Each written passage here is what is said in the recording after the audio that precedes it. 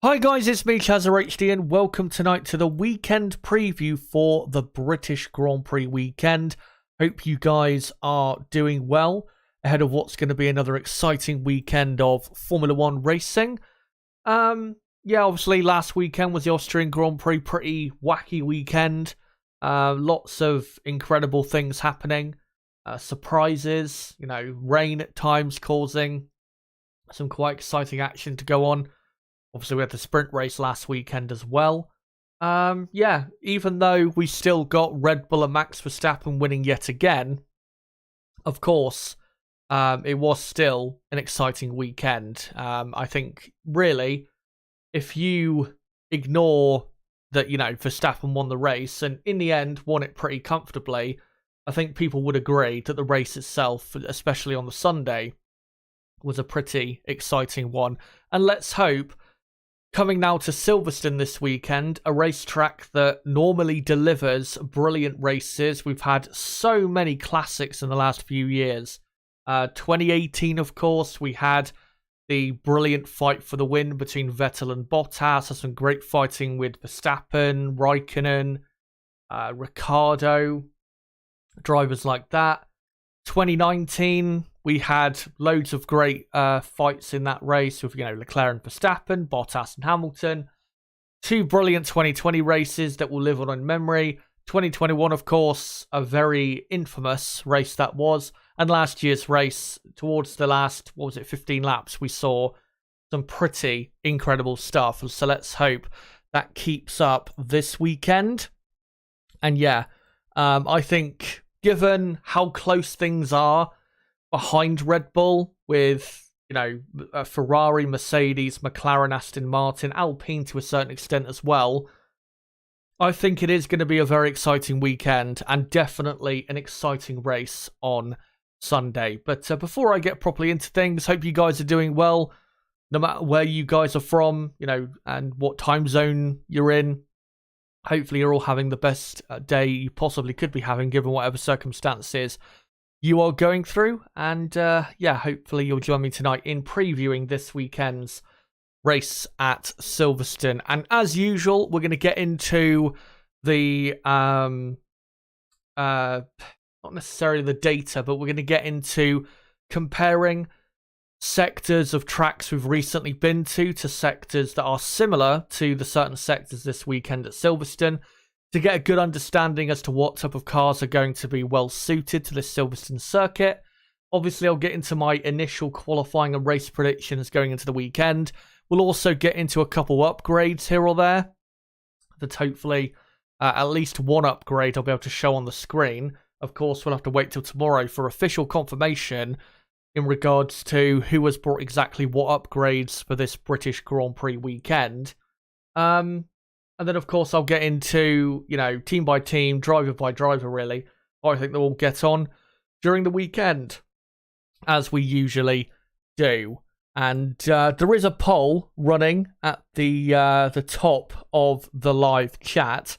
The poll question that I've posed to you guys is, who is most likely to challenge Red Bull this weekend at the 2023 British Grand Prix?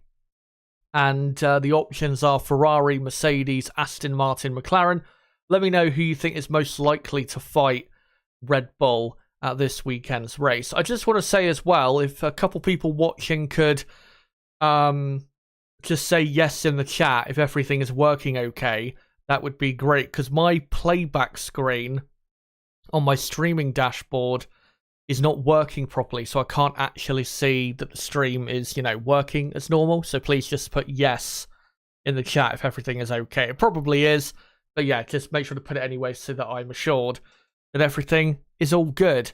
But before we get through that, let's get into the championship standings coming into this weekend's race. Of course, in Austria, a few hours after the race, a few hours after my stream ended, Aston Martin issued a protest and protested the results of the race because of track limit violations, many track limit violations that other drivers throughout the field committed that the FIA did not penalise. And the reason the FIA did not penalise it is because there were so many, they didn't have time to keep track of it all and penalise it all at the same time during the Grand Prix itself. Remember, the race only took, it was only like an hour and 20-minute race. It was a very quick Grand Prix at the Red Bull Ring. So quite a few hours after the race, we had some penalties applied. Carlos Sainz dropped from 4th down to 6th, with Norris then finishing in 4th with Alonso in 5th. Lewis Hamilton dropped from 7th down to 8th. Pierre Gasly dropped from 9th down to 10th. Also, I think Esteban Ocon dropped a couple positions or so in the final finishing order. Ocon actually got a half a minute penalty for track limit violations. Clearly was racing on his own track, was Esteban last Sunday. But that's led to a slightly different championship standing on the driver's side and the constructor's side to what we thought it was coming out of the Austrian Grand Prix. So Max Verstappen, nearly 100 points clear now of Sergio Perez in second. Perez is what is it? 71? Not 71. I think it's 81 actually, isn't it? 81 points clear that Max Verstappen is of Sergio Perez. Incredible domination by Verstappen, really, since the start of May at the Miami Grand Prix. He's just been absolutely on fire. Fernando Alonso is still third, and because Lewis Hamilton had quite a poor result and poor race, Hamilton has dropped quite a bit away from Alonso in the points. Now, a full race win of points away from Alonso, 25 points, and then a further 24 points behind Hamilton. You have Carlos Sainz in the Ferrari on 82 points, and then 6th place is now Charles Leclerc, his teammate at the Ferrari team. The reason Leclerc is now ahead of Russell, even though they're level on points in the championship, is because Leclerc's best race result in 2023 is second from the Austrian Grand Prix, when the best race result Russell has had so far this season is third from the Spanish Grand Prix. So that's why Leclerc is now up to 6th. Good to see, because it's been a disastrous season so far for mostly reasons out of his control. And then, Russell 7th, Lance Stroll in 8th place, Esteban Ocon 9th, and Lando Norris back into the top 10 of the Drivers' Championship. And good to see, by the way, you guys saying yes. So, clearly the stream is working absolutely fine. Lando Norris, good to see him back in the top 10. Obviously, he is easily one of the top 10 best drivers in Formula 1. And right now, you could probably say, maybe not probably say, but it's definitely, you could make a strong argument for him being right now one of the top 5 best drivers on the grid, given that a couple drivers out there not necessarily performing to the absolute highest standard. So Lando Norris into the top 10 of the championship, and him in that new updated McLaren looking very strong and very formidable going forward really for the rest of 2023. On the constructors' side, Red Bull are now 199 points clear of Mercedes. That is an enormous gap between them and the Mercedes team. Another stat to quickly mention is that, of course, Red Bull have won the first 9 races of 2023. They are the first Formula 1 team in history to win the first 9 races of a Formula 1 season. The first team since McLaren in 1988. They're not the first team in history. Sorry for miswording that. But they're the first team in Formula 1 since McLaren in 1988 to win the first 9 races of the Formula 1 season. I think the previous best we saw was Mercedes in 2019, who won, I think, the first 8 races of that year, and then it was put to a stop, actually, funnily enough, at the Red Bull Ring, where Red Bull just won. So Red Bull very close to some very impressive and, what will probably prove to be very hard records to beat in the future. But Red Bull, miles clear of Mercedes. Mercedes, though, after what was a poor weekend in Austria, with also poor performance, they are now only 3 points clear of Aston Martin in the Constructors' Championship. Aston Martin didn't have that great of a weekend either. I mean, the race was a decent race for them, with Alonso beating the two Mercedes and obviously getting promoted eventually up to 5th because of Carlos Sainz's penalty. But because also Aston Martin scored 9 points in the sprint race, they capitalised very well on what was a poor sprint day in Austria for Mercedes, and then just in general a poor race from the Silver Arrow. So Aston Martin looking very good, and Mercedes, with their new upgrade this weekend that we'll get a bit into later on, they are going to have a really good weekend if they're going to definitely hold on to second in the championship coming out of this particular Grand Prix. In 4th place, still the Ferrari team, but they are a lot closer to the two teams ahead of them. They're now only 24 points behind Mercedes in 2nd, when I think after the Spanish Grand Prix, they were nearly 50 points behind Mercedes were Ferrari, I think it was. So a very impressive turnaround. Of course, they collected 22 points from Canada. And then if you include the sprint race in Austria, they collected in total from the race on the Sunday and the sprint race, I think 32 points. So 54 points from the last 2 race weekends is a very impressive total for Ferrari to have. And that's why they are firmly, with a much improved car, back in the fight for second in the championship. Alpine, obviously miles behind, now over 100 points behind Ferrari in 5th place, and now have to worry about the team behind them, McLaren, who are only 18 points behind in the fight for 5th. And with how quick McLaren are at the minute, I would not be surprised if in 3.5 weeks from now, when we get to the summer break officially, I wouldn't be surprised if McLaren were in 5th in the championship, because their car at the minute clearly faster than the Alpine, and the Alpine will have to bring a big upgrade to combat McLaren's massive improvement. So McLaren rising very quickly. Haas, of course, jumped up to 7th in the championship after scoring 3 points in the sprint race in Austria, and despite a poor race result on the Sunday, again, vital points in the sprint race, and now into 7th, which is, given how quick their car's been, that is probably where they deserve to be in 2023. And then Alfa Romeo in 8th place. Williams 9th, of course.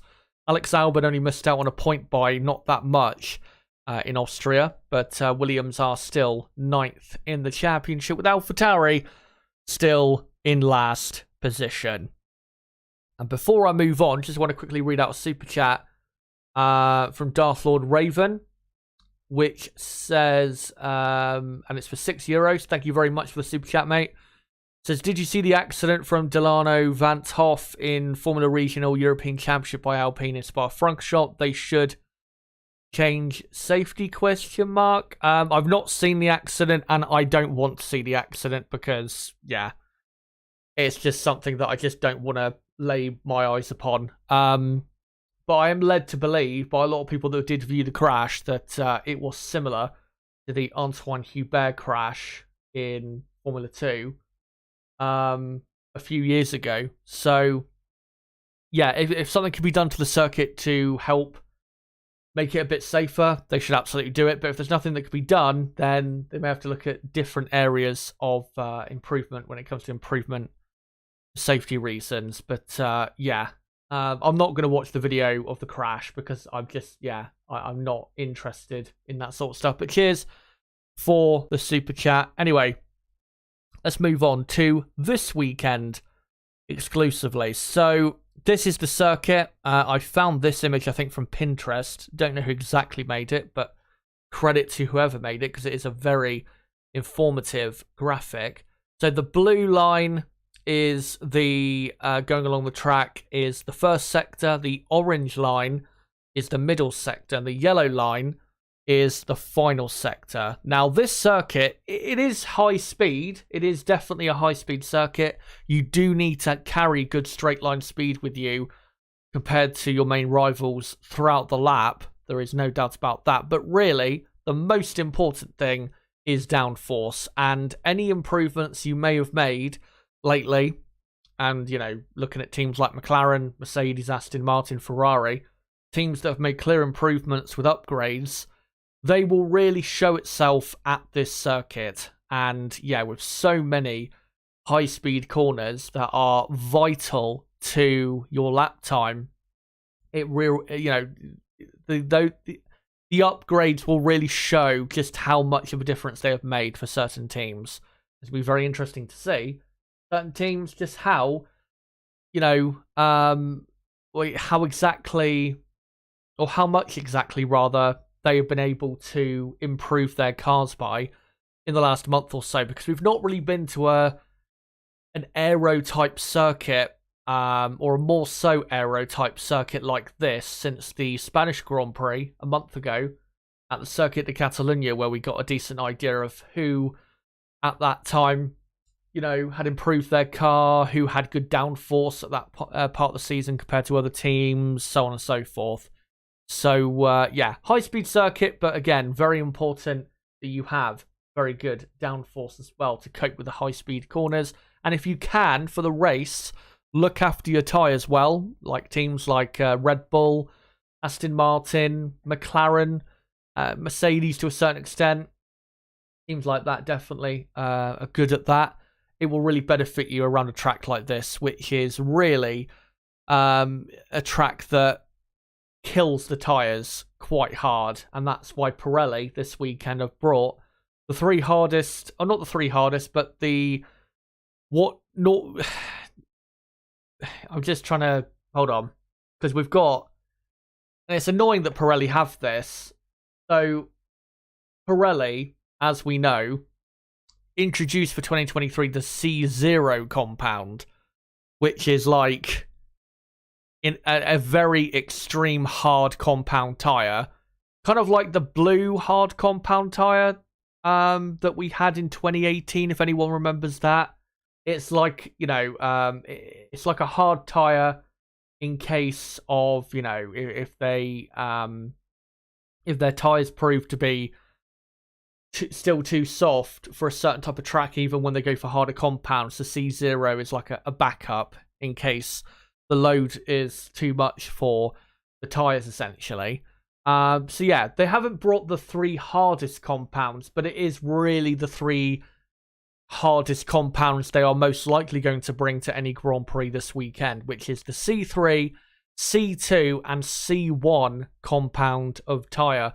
Also important to remember, guys, Pirelli, from this Grand Prix on, have brought a new type of tyre. They've reprofiled the tyres, and the reason, and I think they've fiddled around with the construction of the tyres as well, and the reason they've done that is because they said that the 2023 cars have proven to be a bit too quick for what they expected, and they have made these changes to kind of keep up with the speed of the cars so that their tyres don't continuously rip apart, like we saw, 3 years ago in 2020, where Pirelli, completely underestimated the speed of the Formula 1 cars, and that's what led to so many tyre failures because of just, too much wear on the tyre itself. So Pirelli, from now on, will have a different compound of tyre. And apparently it might favour certain teams. Ferrari really are hoping it will favour them quite a lot. Even Aston Martin are hoping it will favour them quite a bit. We'll have to see if that's the case. But yeah, it's hard to say right now whether that will play much of an effect on this weekend's race. But of course, the C3 compound is quite a bit quicker than the C2 or C1 compound. So when it comes to qualifying, obviously the C3 will be way quicker than the C2 or the C1. And for the race, even though the tyres will wear out quite a bit, you won't want to be necessarily moving on to, because of the pace difference, the massive pace difference and pace differential, you won't necessarily want to be starting on the C2 or C1 compound, which will be the medium or hard tyre, for the race because of that pace differential. So we'll see how that plays out for the race on Sunday. But yeah, let's get into comparing, the sectors at this track to certain sectors of recent tracks that we've been to in the last month or so. So when it comes to the first sector and the final sector, you've got, quite a bit of high speed in there, but also a couple very important slow corners. In the first sector, the two important slow corners are turn 3 and 4. In the final sector, it's turn 16 and 17 as well. Kind of like chicane type parts of the track. Now, what I've decided to compare that to is the final sector in Barcelona, which is the most similar to any of the last 3 tracks we've been to, because the final sector in Barcelona, you have 2 slow corners, then 2 high-speed corners, and then you're flat out, obviously, to the line. So it's the most similar sector I could find, that is the most similar compared to the first sector here at Silverstone and the final sector at Silverstone. And in that final sector at Barcelona, McLaren, if you remember, and as you can see here, were super, super quick. And this is before, of course, they brought their massive upgrade. So watch out for McLaren this weekend. They were very impressive in Spain. And to be honest, this circuit is the first circuit really since we were at the Circuit of Catalonia that is, with Montreal and Austria, those circuits are not really similar at all to the Circuit de Catalunya, or the way it flows, the amount of high-speed corners, all of that, and just how important aerodynamically it is, when Silverstone is the most, recent track following the Spanish Grand Prix that is, similar in certain types of ways. So yeah, McLaren, I do expect, once their upgrade is on with obviously both cars, I expect them to be very quick in both the first and final sector, and really the entire track in general, but definitely the first and final sector, I do expect their car to be very quick, because I do think also in the slow speed corners, their car is very, very strong. Red Bull, of course, strong. Aston Martin, strong. I think Aston Martin will definitely do a lot better in the first sector, and probably a bit better in the final sector compared to the middle sector, because we know the Aston Martin car likes heavier braking zones and slower corners a lot more than loads of high-speed corners. The Mercedes, again, as I've said with them before, normally their car works very well in high-speed corners. So first and final sector at Silverstone, they'll be fine, but just not massively quick. Ferrari, of course, they have made quite an improvement since the improvement came at the Spanish Grand Prix, but they didn't really realize the potential of it until 2 weeks later in Canada. So we will get a properly good idea as to how much that upgrade and the knowledge they've gained of their upgrade, how much that has improved the car. We'll get a good idea this weekend. But of course, again, when looking at these final sector times, you do have to remember that Aston Martin, McLaren and Ferrari have improved their pace significantly since the Spanish Grand Prix. So, again, please do factor that in when comparing these sectors to the sectors at Silverstone. In the midfield, Alfa Romeo were looking pretty good. Alpine not so good. Williams quite slow. Of course, Williams have brought a massive new upgrade since then as well. So I do expect Williams to not be as far behind the other midfield teams at this much more aero-heavy circuit than what we saw in Spain. And I still think they'll be competitive. I just don't think they're going to be anywhere near as competitive as what we saw at the Red Bull Ring. So yeah, for the first and third sector here at Silverstone, definitely look out. Obviously, Red Bull are going to be super quick, but look out for McLaren, Aston Martin to a degree, and definitely Ferrari in those sectors. And when it comes to the middle sector, the sector in orange, where you have Luffield, Woodcote, Copse, Maggots, Beckett's, Chapel, and then going on to the Hangar Straight, which obviously the Hangar Straight is the very early part of the final sector.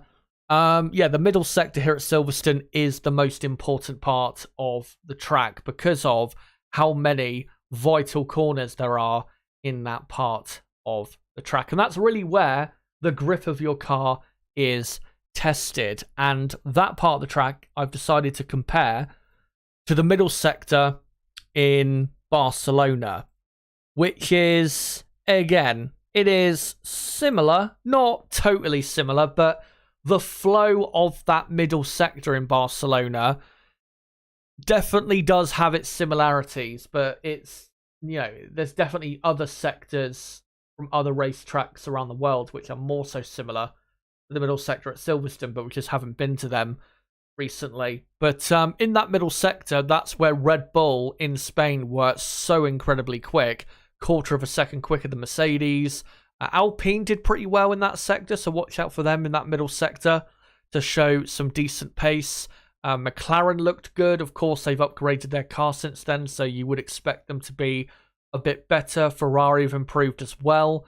Williams were very slow in that middle sector, but again, they've made improvements, so I do expect them to be a bit better. But with Mercedes-Benz, one thing I do want to mention is that, of course, this weekend we are expecting Mercedes to bring quite a big upgrade package when Red Bull have confirmed that they are bringing no new parts to this weekend's race. So Red Bull will be running the same car that they ran at the Austrian Grand Prix.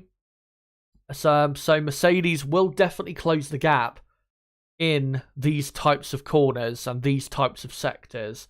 It's not going to be as big and clear of a gap between the two teams as what we saw at the Spanish Grand Prix, where Red Bull were miles better than any other team at that particular Grand Prix weekend. It's definitely going to be closer, but still, overall, for the entire lap, I think Red Bull have still too good of a car because, one, they have good enough straight line speed at high speed to still be, to not lose too much in that area, and through the corners they still have overall the best balance, when Ferrari, great top speed, but they don't have as much downforce as Red Bull, and then obviously the Mercedes powered teams of McLaren, Mercedes, Aston Martin will lose a few kilometers an hour to Red Bull and don't have a car as good through the corners as Red Bull. So yeah, Red Bull have absolutely, without doubt, the best balance for this type of circuit. And because of that, let's now get on to my predictions for the weekend. And we'll start, of course, with qualifying.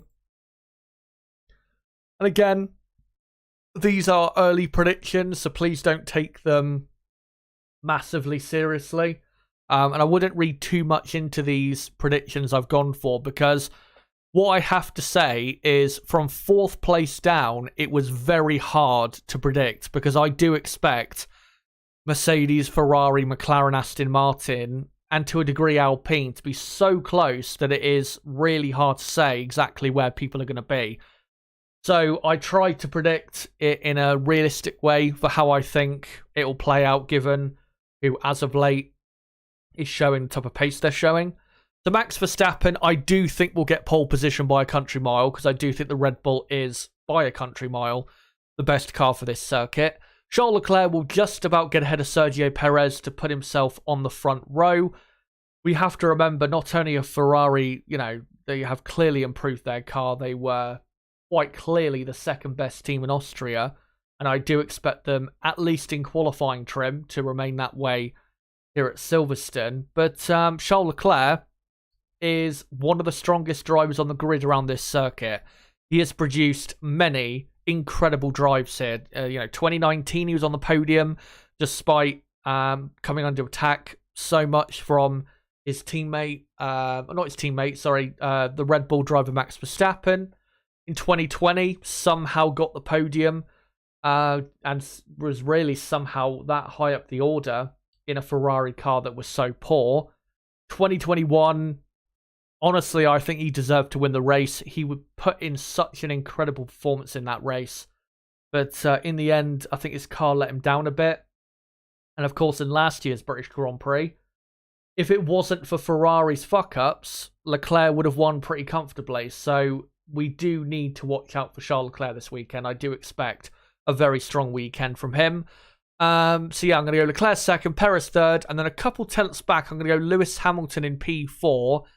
And yes, I do believe that Mercedes will only be able to get 0.7 of a second behind Red Bull. I don't think they're going to be able to be, half a second behind or even closer than that. I just don't think really they can get anywhere near the Red Bull team, because I still think, even though Mercedes have made clear improvements to their car, and I do expect this weekend their upgrades to work and to improve their car by probably 1/4 of a second or 1/3 of a second, their car is still nowhere near the Red Bull car overall. So yeah, I don't think Hamilton is going to be really anywhere near Verstappen and really close enough to fight Sergio Perez in qualifying. Hope I'm wrong, because I would love to see Hamilton having a really strong weekend. Of course, he is the king of Silverstone. But yeah, I just don't think, because of Ferrari and the improvements they have made along with other teams, I just think it's going to be a hard weekend for Mercedes, despite the improvements that I think they will make with their new upgrade. Lando Norris, I'm going to go just behind Hamilton in P5. I do expect McLaren to be very fast this weekend. I just don't think they're going to be as quick as maybe we're hyping them up to be. We have to remember, in Austria, they were clearly slower than Red Bull and Ferrari.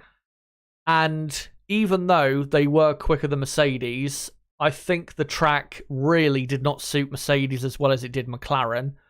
And because Mercedes are bringing, a raft of new upgrades this weekend, which will give them an extra, hopefully, couple tenths per second, it should put Mercedes back ahead of McLaren in the pecking order for now.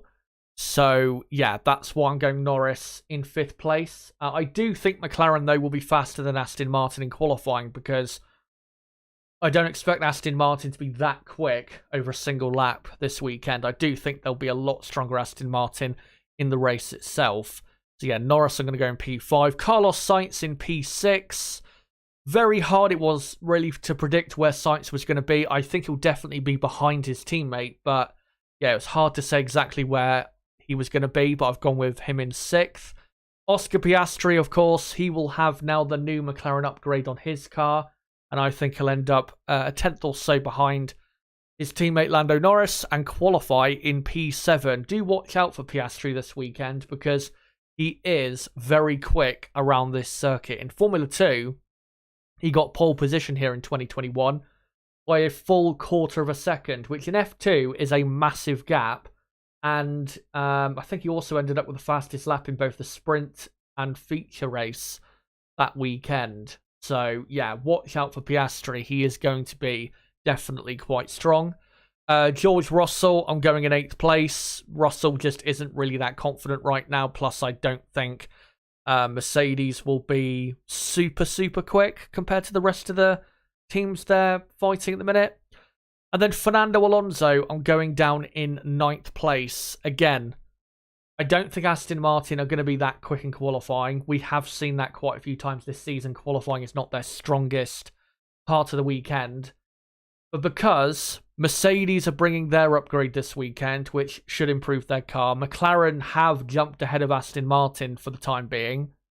Ferrari have as well. And obviously Red Bull are definitely clear of Aston Martin.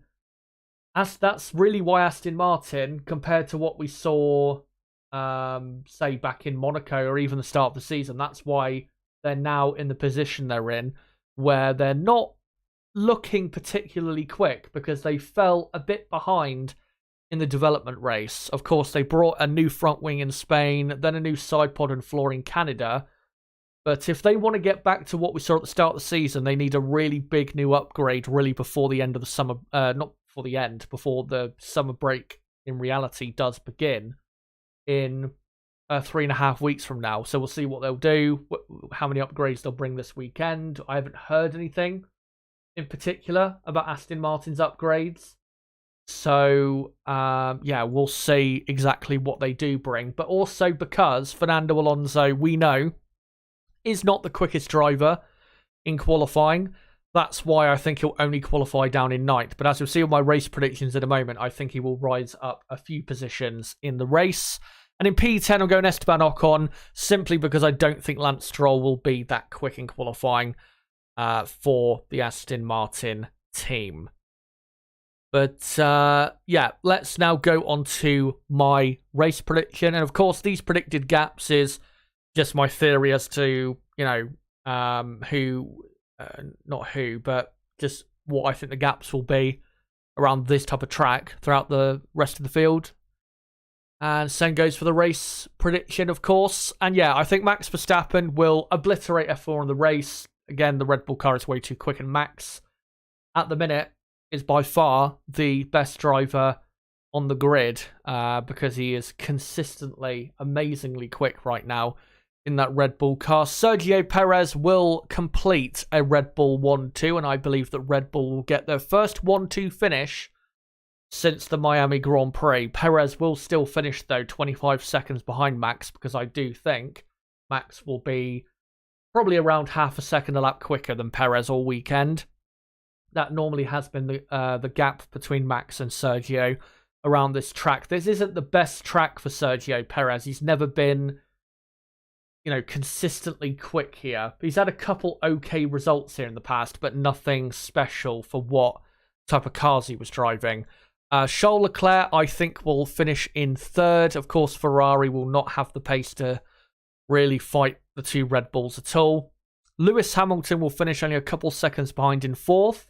And if that was to happen, then that would be the first British Grand Prix since 2013, 10 years ago, where it'd be the first time since then that Lewis Hamilton did not finish on the podium at Silverstone. That is my prediction for this weekend, is that Ferrari will take the final place on the podium, just ahead of Lewis Hamilton in the Mercedes. But I will say, I do think it will be very close between Ferrari and Mercedes and Leclerc and Hamilton. So I'm not saying it's going to be a comfortable hold on to the podium for the Ferrari team. But just behind Hamilton, I'm going to go Lando Norris in P5.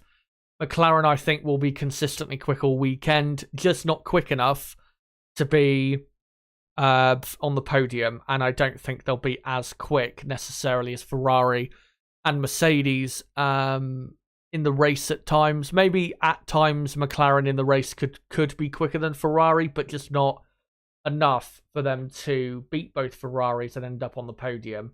And to be honest, I think if you offered McLaren right now fifth in qualifying for Norris and fifth in the race, I think they would take it, because from where they started this season, that would be really a really good result for them to have, with them, only 18 points behind Alpine in the Constructors' Championship. But I really hope that McLaren do prove me a bit wrong in practice tomorrow and show that actually their car is quite a bit quicker around this track than I anticipated. But yeah, I still think Ferrari and Mercedes will be just slightly too good for the McLaren team this weekend.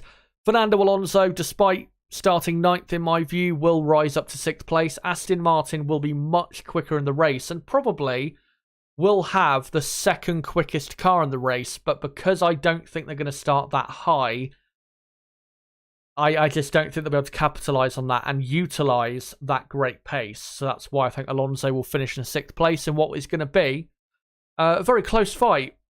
Third, fourth, fifth, and sixth, with four absolutely incredibly talented drivers: Leclerc, Hamilton, Norris, Alonso. A few seconds back from Alonso, I'm going to go Carlos Sainz in P7, just ahead of George Russell in 8th. Oscar Piastri, I think, will drop to 9th because I just don't think Piastri will be able to hold on ahead of, firstly, George Russell, because I do expect the Mercedes to be at least on the same pace as the McLaren, if not a tad quicker. So yeah, that's why I'm going with Russell ahead of Piastri. And obviously I did go with Sainz ahead of Piastri in qualifying, and I think that will remain that way in the race. So that's why I'm going Piastri in P9. But I very much could be wrong with that prediction, and I definitely could see Oscar Piastri finishing in 7th place this weekend. where I think he will qualify. That's definitely a possibility. And completing the points, because of Aston Martin's good race pace, will be Lance Stroll, the number 2 at Aston Martin. So that's my initial predictions for qualifying and the race. Have another good look at it if you want. I'll go back to the qualifying one as well. And yeah, coming into this weekend, in qualifying terms, I think the pecking order will be Red Bull, Ferrari, then Mercedes, McLaren, Aston Martin, and then Alpine, Haas, Alfa Romeo, Williams, and then probably AlphaTauri last, just about. It will be very close, though, between those final 3 teams of Alfa Romeo, Williams, and AlphaTauri. And then for the race, in terms of who is quickest in what order, it'll probably be Red Bull, and then in clean air, Aston Martin will probably have the second quickest car. From then, probably Mercedes, just about ahead of Ferrari, and then McLaren probably joint with Ferrari. Again, it's very hard to call because those teams, as far as I'm concerned, coming into this Grand Prix are very close to one another on performance. And then after the top 5, Alpine will be 6th, and then probably the 7th best team will be Alfa Romeo or Williams, and then AlphaTauri and Haas will probably be the 2 slowest teams. Probably Haas will end up the slowest because, again, they can't look after their tyres. Yeah, that's my predictions going into the weekend. Of course, I'll get into the teams more in depth in a moment to look at, or to go into more depth as to why I think they'll end up the results that I've gone for. Just want to let you guys know, though, that what my next 2 pieces of content on the channel are. So tomorrow night, I'll be live again at 8 PM UK time for the qualifying preview. That's tomorrow, Friday night. Of course, we'll go through all of the data from practice 2 and just look at what teams were quick through Friday practice, look through the sector time data, look at also officially what teams have brought what upgrades and the amount of upgrades. We'll go through all of that, and then I will give, in that stream, my final prediction for qualifying, because, of course, we'll know a lot better what the order is going to be going into qualifying. And then on Saturday, I will be doing a practice 3 F2 sprint race and then qualifying watch along on Saturday afternoon from 11:15 AM UK time all the way through till 4:30 PM. So make sure to join me for that on Saturday. And of course, on Sunday, I'll be doing a race watch along, race preview and race watch along from, I think, 1 PM UK time on Sunday. 2 hours, that is, before the race starts. And then the usual. So, yeah, let me know what you think of my predictions, and let me know generally how you think this weekend will play out. I think most of us will say definitely Red Bull are going to be too good to beat. Of course, you can let me know still in the poll at the top of the live chat who you think is most likely to fight the Red Bull team this weekend. But really, what is going to be the most exciting thing this weekend is the fight behind Red Bull, the fight for the second best team between Ferrari, Mercedes, McLaren, and Aston Martin. That is what is going to be the highlight of the weekend in dry or wet conditions. Just to update you, by the way, when it comes to the weather, tomorrow it is a clear, sunny day at Silverstone, so there won't be any chance of rain. Be good as well to have a clear day to get a good idea as to what the pace is between all the teams, and also to find out over the long runs who is looking good. For Saturday qualifying day, the chance of rain is not that high at all. There is a bit more wind, but yeah, the chance of rain is probably 15 to 20% on Saturday. We might get some rain, though, in practice 3. There is a bit of a higher chance for rain in practice 3. But yeah, for actual qualifying, doesn't look like it's going to rain at all. And then on Sunday, chance of rain looks definitely a bit higher, between 25 and 40% at the minute. The race starts at 3 PM local time and then should end about 5 PM local time. So yeah, we'll see how it plays out. But most likely, looking at the forecast, it will most likely be a dry weekend. Maybe, we'll get the odd shower here or there. But I'd be surprised, to be honest. I know it is, obviously, the United Kingdom. Our weather is infamous for, for raining at random times and just when you didn't want it. But also looking at the temperatures, yeah, I think it's most likely going to remain dry for the British Grand Prix weekend. But I think what I'm going to do now, before I get into the teams, is I just want to go to Twitter and get into a couple upgrades quickly, because there has been a couple images online posted of new upgrades, and I just need to try and find them if I can. The main one I've seen, and the only one I think I'll be able to show you guys, is the new Mercedes front wing, which, if I can just find a comparison picture, then I'll be able to show you guys properly. Because I did see earlier a comparison picture between the new front wing and the old front wing, and it looked, here we go, I found it. Yeah, it looks quite a bit different from the one previously ran. So, right, let me just quickly show this on screen for you guys. I'm sure this is not the only upgrade Mercedes have got this weekend, but yeah, Mercedes' new front wing has been modified in all its components. The main plane now lower in the central part, passing through the upper flap. The aim is to improve the behavior of the car in the slow corners. And if we click on the picture, you can see on the top here is the new front wing, on the bottom is the old one.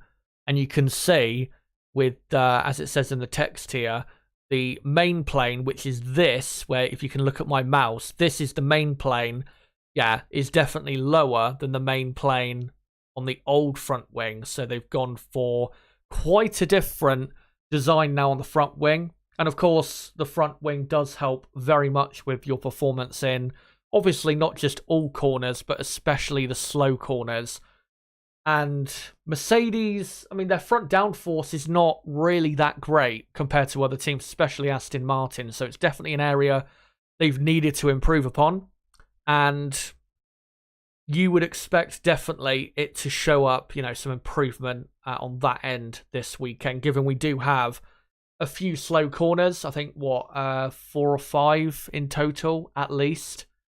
So, yeah. Definitely, that is going to help them if they can get the best out of that upgrade this weekend. But unfortunately, that is the only upgrade that has been posted image-wise so far this weekend. Of course, tomorrow we'll find out officially, because the FIA release a list of the teams and what upgrades they've brought officially, with an explanation as to what each upgrade does. Yeah, we won't find out until tomorrow. So in my qualifying preview stream tomorrow, if you really are interested in the upgrades and all of that, make sure to come along to that stream tomorrow night. I'm doing it at 8 PM UK time, as we'll properly go through it and probably have quite a few more pictures to show comparisons of the new parts and, how it compares to what they previously had, and etc, etc.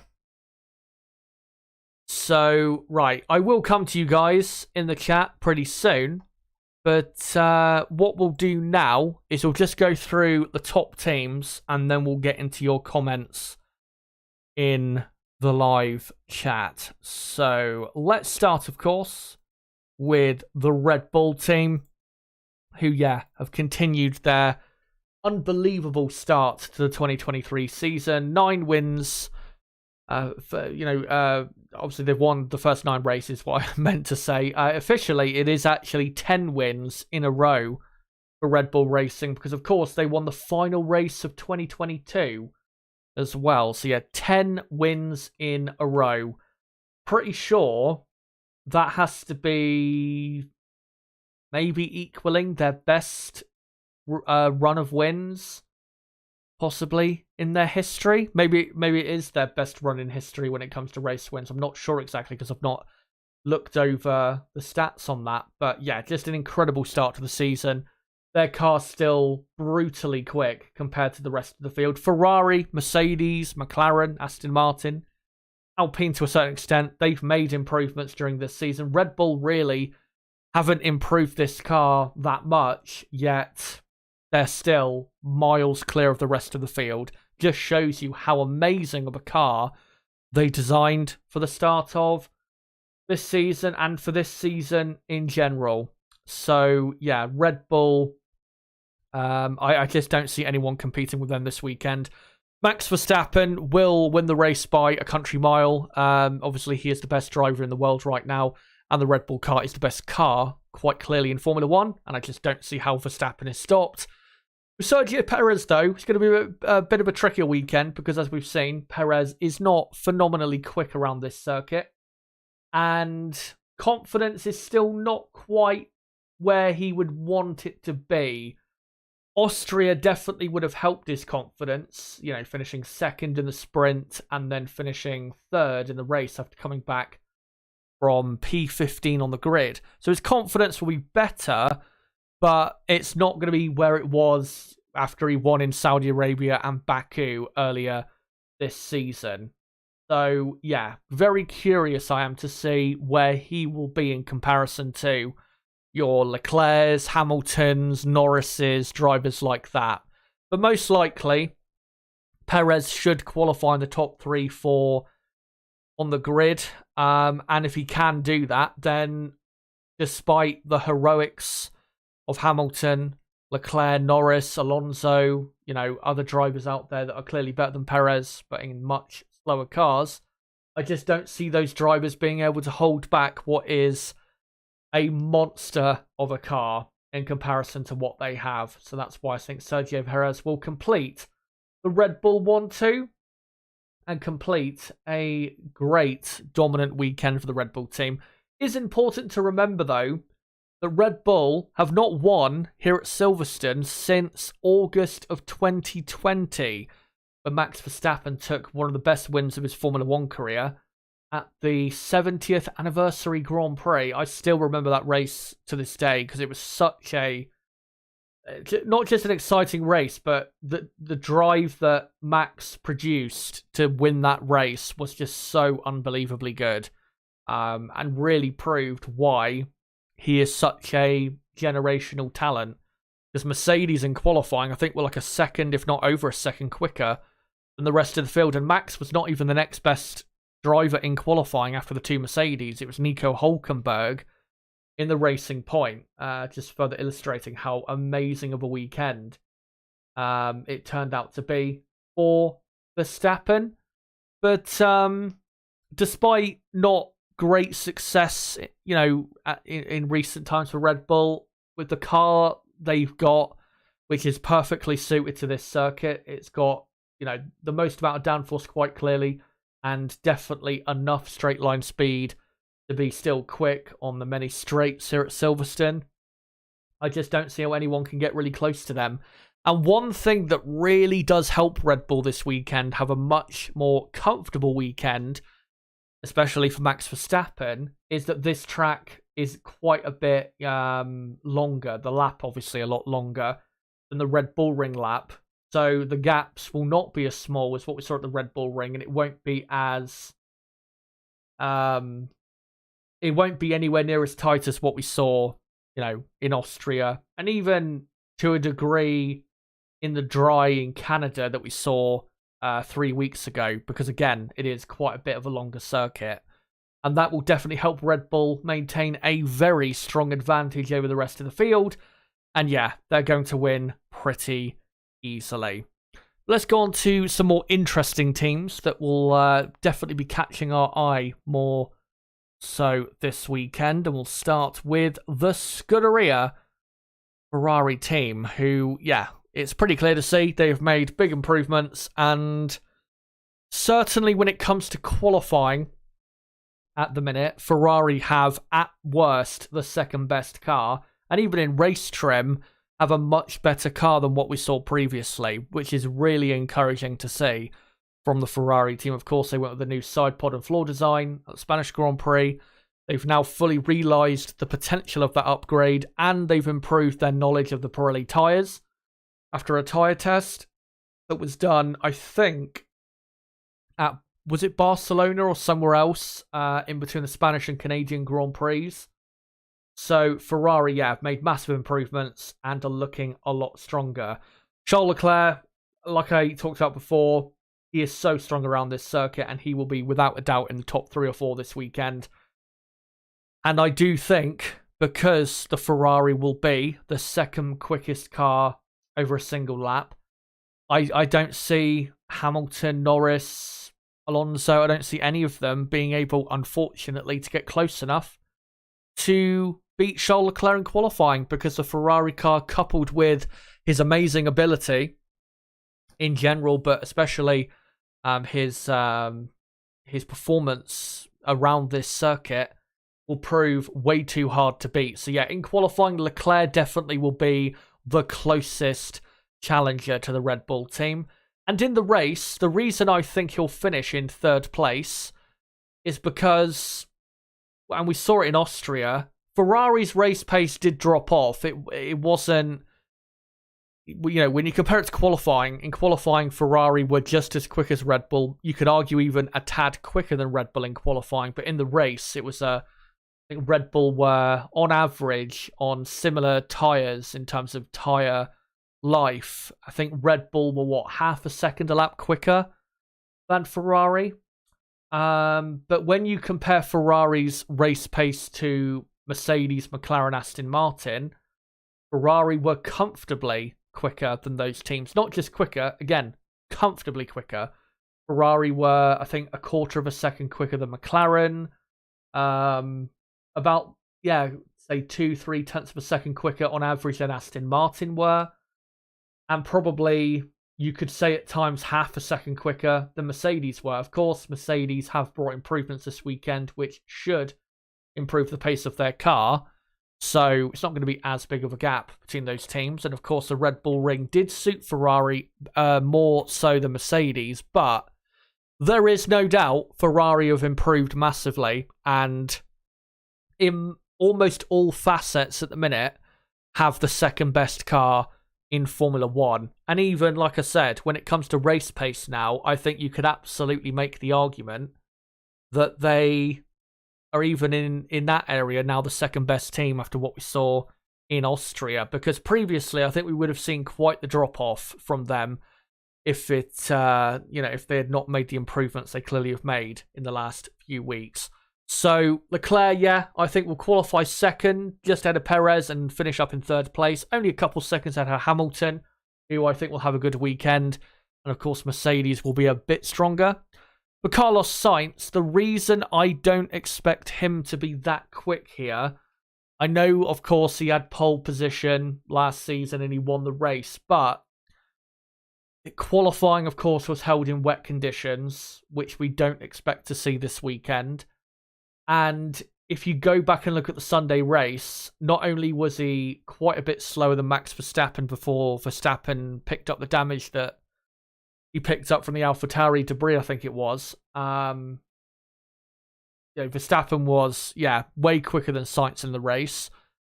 And also his teammate Charles Leclerc was. And this is not, when you look historically, this is not Carlos's finest racetrack. There's definitely other tracks on the calendar that he does consistently perform better at.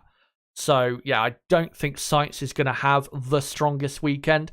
I could be proven wrong, but I don't think I will. That's why I've gone with Sainz 6th on the grid and then finishing 7th just behind Fernando Alonso in the race. But if Ferrari can secure a podium with Leclerc and a few points with Sainz, 20 plus points, let's say, that would be really, really good. Because, only 24 points they are now behind Mercedes for second. And definitely Ferrari are able to catch them for second in the championship because Ferrari have improved this car quite a bit. And also, one final thing to mention with the Ferrari team. is they have brought a new, or they will be bringing a new upgrade this weekend. Will the Ferrari team. The team principal, Fred Vasseur, confirmed, I think after the race in Austria, they're going to be bringing something this weekend. So I'll let you know tomorrow what that is exactly. So maybe they'll be even quicker than previously expected. But I think what we'll do is we'll go through Mercedes and Aston Martin, and then we'll come to your comments in the chat, because I don't want to leave it too long before I get to you guys. I can see you posting away. But yeah, we'll quickly just go through these couple teams. Mercedes, yeah. Austrian Grand Prix was terrible. I mean, I didn't think it was going to be a great weekend for them, but I didn't think it was going to be as bad as it ended up being. I think my race prediction for them going into the weekend this time last Thursday was 5th and 6th, and ended up obviously 7th and 8th did the Mercedes team. So yeah, it was definitely quite a bit worse than I expected. And for them to only pick up 10 points from the race is quite frankly embarrassing, given the improvements that clearly have been made by them. For this weekend, with their new front wing upgrade that I just showed you guys, and plus I think they are bringing other parts as well, we should see them, improve by another couple tenths or so compared to their main rivals. And definitely with the track layout suiting their car a lot more. Lewis Hamilton, of course, is the king of Silverstone, and we know he will get the absolute most out of that Mercedes car this weekend, if not even more than it's truly capable of. And yeah, we know Mercedes are going to be quicker this weekend. I don't think there's any doubt really about that. And for me, I think Mercedes will be the third best team in qualifying, and in the race, probably the same. Maybe you could say they'll be the second quickest team in the race, but it is, again, hard to say at the minute. So, yeah. I think, yeah, most likely third best team is where they'll end up. For George Russell, of course, he has had a very poor last few, if I can fucking speak English, last few races. In Austria, where I thought he was going to be really competitive, he was shit slow all weekend. He qualified 11th, finished, I think, 8th in the sprint race, and then finished on track 8th in the Sunday race, obviously promoted up to 7th because of Hamilton's penalty. But yeah, just a horrendous performance from Russell, and I don't really see Russell improving this weekend, to be honest, because he's not very confident right now, and Lewis Hamilton at the minute is pounding him into the dirt in their head-to-head battle, especially in the races. So yeah, I just don't see Russell really having a great weekend. That's why I think he'll qualify in 8th and finish in I think 8th place I went for with him as well. But yeah, for Lewis Hamilton, he will be definitely the number one for Mercedes this weekend, and the man carrying the torch for the Mercedes team. And yeah, I think we'll see a really strong weekend from him. But I think if Ferrari prove to be as quick through the weekend as I think they will be, despite Mercedes' upgrades, which again should improve their car, that's why they brought them.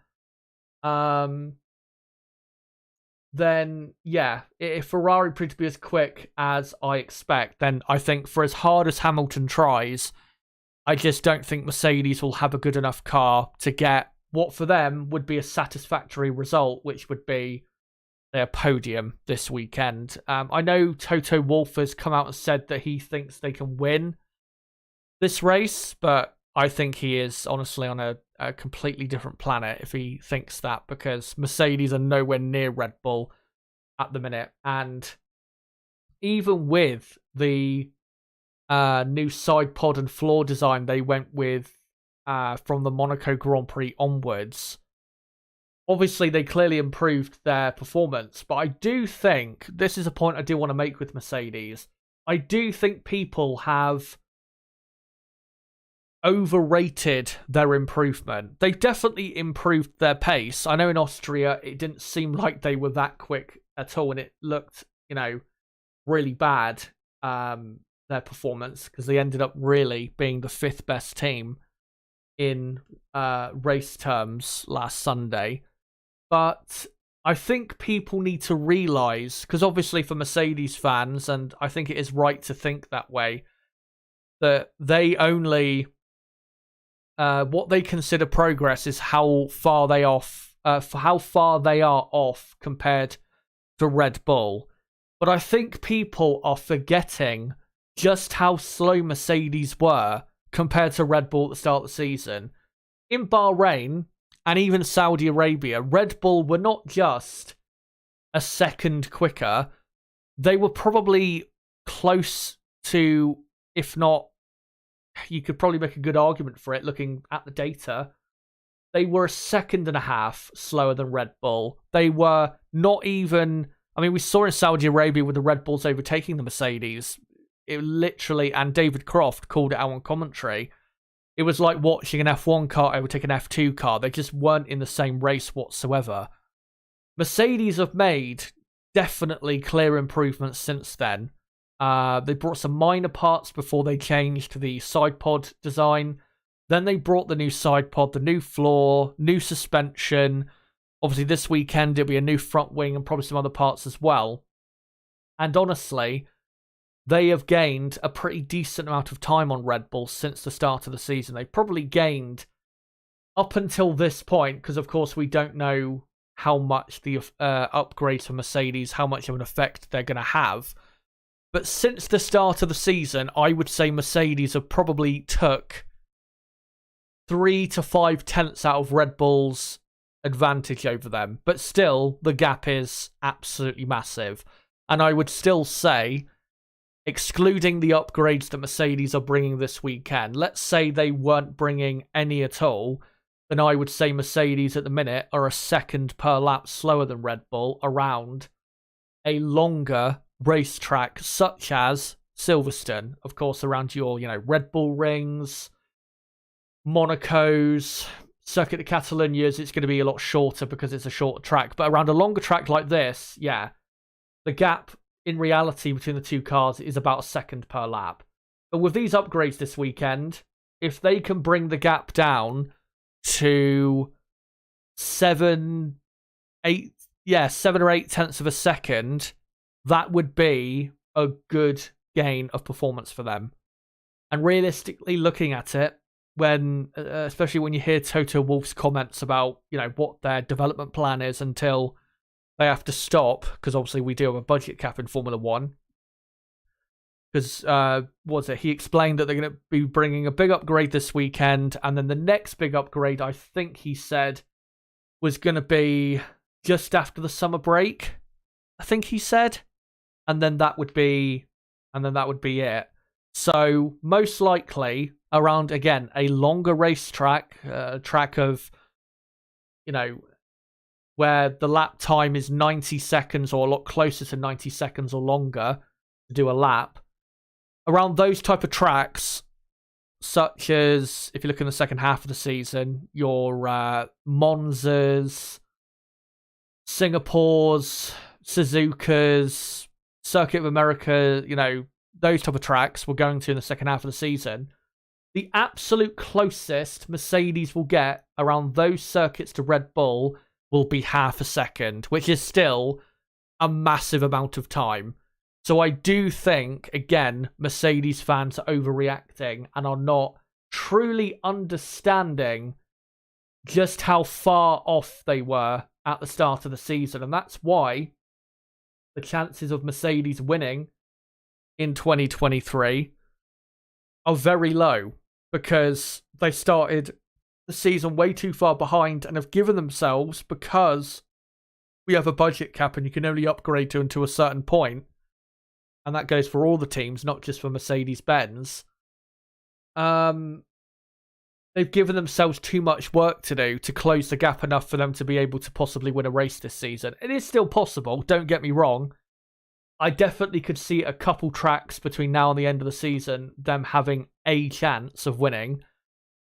But if you look at, who is most likely to win a Grand Prix, in 2023, outside of Red Bull, and of course Red Bull have won every race so far this season, Mercedes are not the second most likely team, or the most likely team rather, sorry, to win a race in 2023 outside of Red Bull. They're just not.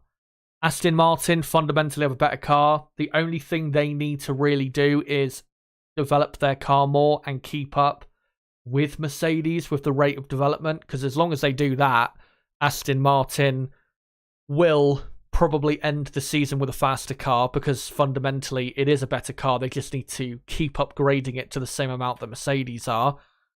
Ferrari also fundamentally have a better car than Mercedes do. Obviously much stronger power unit, which does help them quite a bit. That's why Ferrari a lot of the time outqualify the Mercedes team. And now McLaren have made their improvements, and McLaren have another massive upgrade coming at the Hungarian Grand Prix in 2 weeks.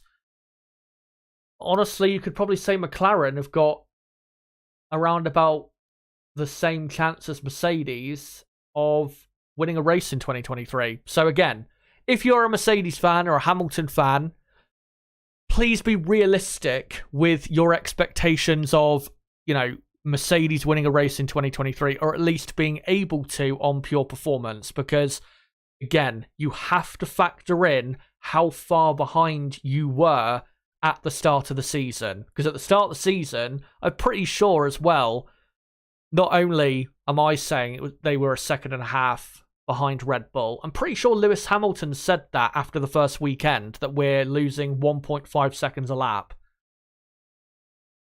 Even with these regulations, with the budget cap and the teams lower down in the championship being able to develop more than other teams and use the wind tunnel more, you can't close a 1.5 second gap over the course of a season. Even if we went back to the regulations before the budget cap and the ATR restrictions and all of that, back in like 2018, 2019, even back then, if Mercedes started the season a second and a half slower than Red Bull, they would have no chance of catching that up over a course of a season.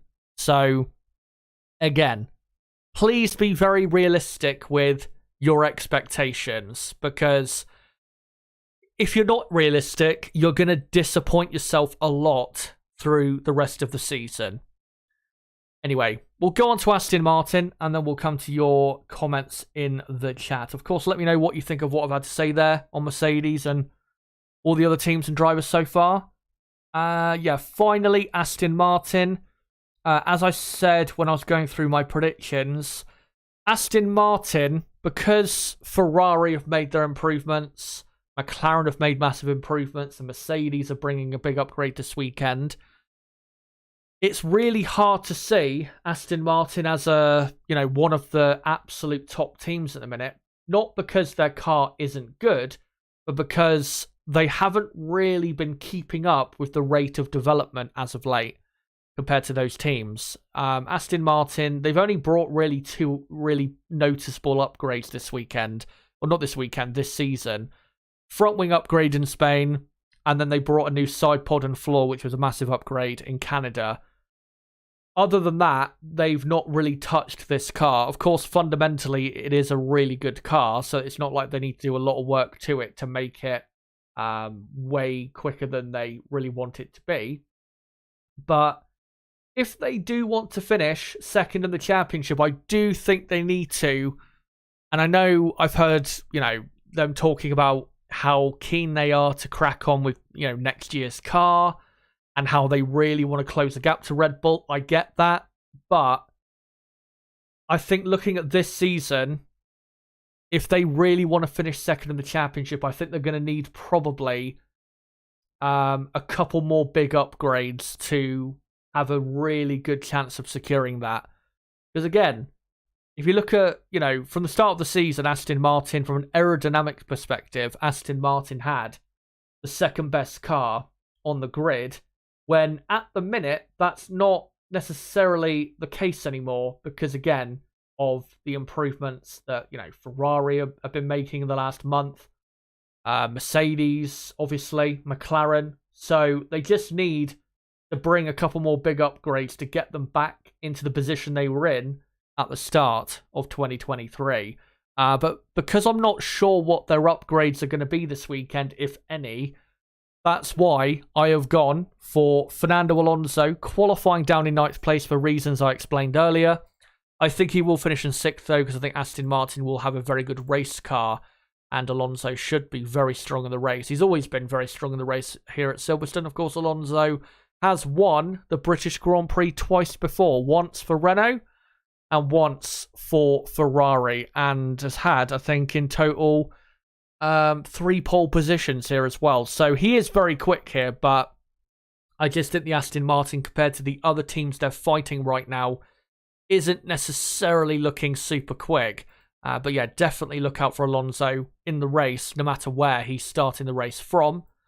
And for Lance Stroll, I mean, we still saw in Austria, despite having a good sprint race and qualifying session, he had a horrendous Grand Prix.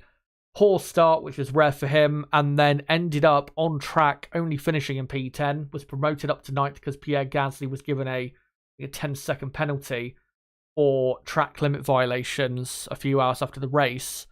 Yeah, Stroll was horrendous in the race, and I just don't think Stroll is going to show really any improvement this weekend. He is... The thing is, with Stroll's performances this season, it's not that Stroll has been inconsistent, it's that he's been consistently shit. That's the problem with Lance in 2023, and that's why Aston Martin, even though they're only 3 points behind Mercedes for second in the championship, that's why they didn't quite deliver on that great pace in the first, say, 6 races of the season. Because if Lance was consistently good, or more so consistently good, Aston Martin, despite Mercedes' improvements as of late, Aston Martin would be comfortably second in the championship right now, but they're not. But yeah, it's going to be a tricky weekend for them. I do, though, want to see what upgrades they do bring, if any. Of course, their base is literally next door to the Silverstone circuit, so you would think surely they'll bring something. We'll have to see. But as of now, until I find out more information, yeah, I don't think it's going to be the greatest weekend, the Aston Martin team. But anyway, before we go on to the rest of the teams, let me go back to these pictures and come to you guys in the live chat. Just wanted to quickly say as well, if you are new to the channel, don't forget to subscribe for more content like this, because of course we cover every race weekend. And I've got plenty of content coming your way this weekend. A qualifying preview tomorrow night, 8 PM. And then practice 3 and qualifying watch along on Saturday. Race watch along on Sunday. And I'll be doing a stream on Monday to cover really what's happened over the last 2 races. As of course this weekend is the second part of a double header. So yeah, make sure to subscribe to the channel for that content and come along for that content as well. And for everyone watching right now, smash that like button. We're currently on 17 likes. Let's try and get up to 25, 30 likes if we can by the end of the stream. That would be good if we could. Just trying to see if I can find any F1 stuff on Twitter at the minute. No. One thing I can show, though, for you guys is an announcement that was put out yesterday by Formula One, which I will just quickly go over. So let me just find it. And yeah, I'll have to go back through their Twitter quite a bit to find it from yesterday. And there you go. Right, actually, let me just zoom in a bit more so you guys can see it a tad better. Right, so I'll just get it up on screen quickly. So here is, guys, the confirmed 2024 Formula One calendar. And it is going to be, as long as there is no races cancelled, which of course we've had in the last couple of years, namely the Chinese Grand Prix. It is going to be the longest Formula One season of all time, because the first weekend of the season will be starting at the very end of February, and the final weekend of the season will be the first week of December. Yeah, longest F1 season of all time. Of course, for us guys who, sit at home and watch the races, it's not too bad. Even I, though, saying that, do get quite a bit of fatigue towards the end of the season, especially if we're not having like a exciting championship fight. It definitely does get a bit boring towards the end, the season, when it's so long. Yeah, it will be a very long season. 24 Grand Prix in total.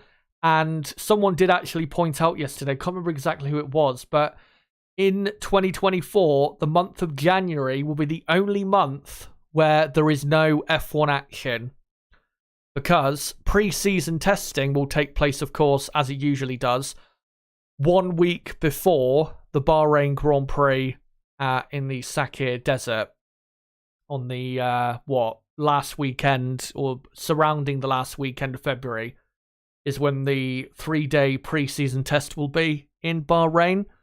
So yeah, the first two races is a back-to-back, Bahrain and Saudi Arabia. Not like this year. Of course, there was a 2-week break between Bahrain and Saudi Arabia.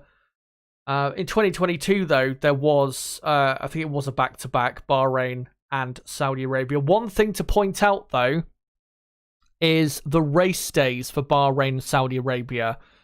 And due to Ramadan, which takes place, I think, just after those races in that part of the world, and, well, obviously worldwide, but of course it is observed a lot more strongly in that part of the world, the Bahrain Grand Prix and the Saudi Arabian Grand Prix, the race days will be on a Saturday because of Ramadan. So, yeah, it will be a Saturday afternoon race for the first race of the season in Bahrain, and then a Saturday night race in the UK, of course, here, for the Saudi Arabian Grand Prix. So, yeah, first two races of the season will be on a Saturday. Of course, that means practice 1, practice 2. If it is only practice 1, practice 2 for those 2 weekends, will be on a Thursday, and then it'll be qualifying day on the Friday, and then the race day on the Saturday. And then 2 weeks after Saudi Arabia, we have the Australian Grand Prix a bit earlier. Nice to see it a bit earlier on the calendar, a bit closer to when the Australian Grand Prix usually was taking place. And then a couple of weeks after that, because of F1, as they say here, doing big steps, according to them, in regionalisation, 2 weeks after the Australian Grand Prix will be the Japanese Grand Prix at Suzuka. That's the first time ever that we'll have the Japanese Grand Prix at that track taking place in April. It is going to feel really weird. We did have, I think, the Pacific Grand Prix in, was it 94, that took place early in the season, which was in Japan, but yeah, it wasn't obviously the Japanese Grand Prix at Suzuka. But yeah, it is still going to feel really weird, because obviously it is a timely tradition, end of September, early October, racing at Suzuka, which of course we'll have this season. And then a couple of weeks after that will be the Chinese Grand Prix in Shanghai. That race will definitely happen because China has got rid of their zero COVID restrictions and they've opened up again. So that race will definitely happen now. I don't think there's any doubt really about that when you look at the situation in that country. And then 2 weeks after that, we'll be going to Miami. 2 weeks after that, we'll be starting a double header. Firstly, the Emilia-Romagna Grand Prix at Imola. Hopefully it happens this time. A week after that will be the Monaco Grand Prix. And then 2 weeks after that will be the Canadian Grand Prix in Montreal. I think a week earlier than what we had this season. And then 2 weeks after that will be the beginning of a triple header. The first part of the triple header, the Spanish Grand Prix, towards the end of June. And then a week later, the Austrian Grand Prix. And then a week after that, the British Grand Prix. And then 2 weeks after that, Hungary and Spa are back-to-back before the summer break. And then you'll have the summer break and then a back-to-back to get back into things of Zandvoort and Monza. And then 2 weeks after that, the Azerbaijan Grand Prix in the middle of September. Now, I do not know what weather is like in Azerbaijan in September, but given that it is in the very eastern part of Europe, and I think doesn't certain areas of Baku cross into Asia? I think it does. Yeah, I have no idea weather-wise what it's going to be like, but it's definitely going to be, again, like Suzuka, weird to have Baku at that part of the season. And then just a week after that, we'll be going to Singapore, and then having a month's break until the next race. So another little break there in the season. And then, yeah, we'll be having another triple header of the US Grand Prix at Austin. And then a week later, the Mexico Grand Prix. And then the Sao Paulo Grand Prix in Brazil. And then we have a 3-week break in between Brazil and Las Vegas. I have to say, I have no idea why they're doing a triple header to finish the season, going, Las Vegas, then to Qatar, then to Abu Dhabi. Qatar to Abu Dhabi makes total sense, but why would you start in Las Vegas? Almost the complete other side of the world. It just doesn't make any sense to me. So yeah, that is the F1 calendar. Of course, notable absentees are South Africa. Looking at the situation around that, I think the reason we're not going to be getting a South African Grand Prix, not just for next season, but really anytime soon, has nothing to do with the track. It has to do with the political situation in South Africa. Because South Africa, I believe, don't quote me on this, I don't know exactly what I'm talking about, but I do believe South Africa has some sort of is it a trade agreement or something that involves Russia? And of course, with the Russia-Ukraine war going on politically, it's just not a good idea for Formula One to be racing in South Africa until at least, that's all come to a close. Obviously, that's why we don't have the Russian Grand Prix on the calendar. So, yeah, I don't think we're going to be seeing the South African Grand Prix, to be honest, for probably for a few years because of that political situation, which is, it's sad for the people in South Africa who want Formula One, but Formula One is a very political organization, and it's not a surprise whatsoever that if that is why it's not going to be happening, it's not surprising that is the reason, because again, politically, it's just not viable to to race in that country with the way the world is at this very tumultuous moment. But anyway, that is your calendar for next season. 24 race weekends. Sounds pretty mental. Yeah, season starting. I don't think necessarily it is starting earlier than last season, because well, not last season, this season, because this season the first weekend was the first weekend of March, and it'll be the same case for 2024 as well. But yeah, the season won't be starting earlier, but we'll just be finishing 2 weeks later than what this season is, with not a couple more, but one more race rammed in, which will be the Chinese Grand Prix in mid-April. I will say, though, it is good to see the Belgian Grand Prix stay on the calendar. That definitely is good to see, because we were quite worried about whether they were going to be able to survive. But it seems as though, politically, again, they've been able to get through that situation just fine. Anyway, let's get into your comments in the live chat. I'll try and read out the best ones I can. Let me just go to the very start of the chat, and yeah, I'll just read out the best ones I can. Tracy Woodbridge says, totally unacceptable. They should have all been penalised, or none of them.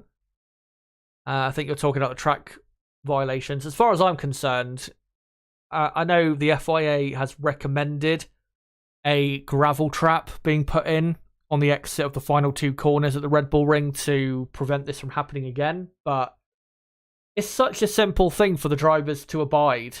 I mean, once they got a penalty, a lot of the drivers were abiding by the regulation. So it's got nothing to do with the track. It is purely the drivers not wanting to make concessions. It's the driver's fault. They're the best drivers in the world. They can absolutely not, get time penalties for track limit violations.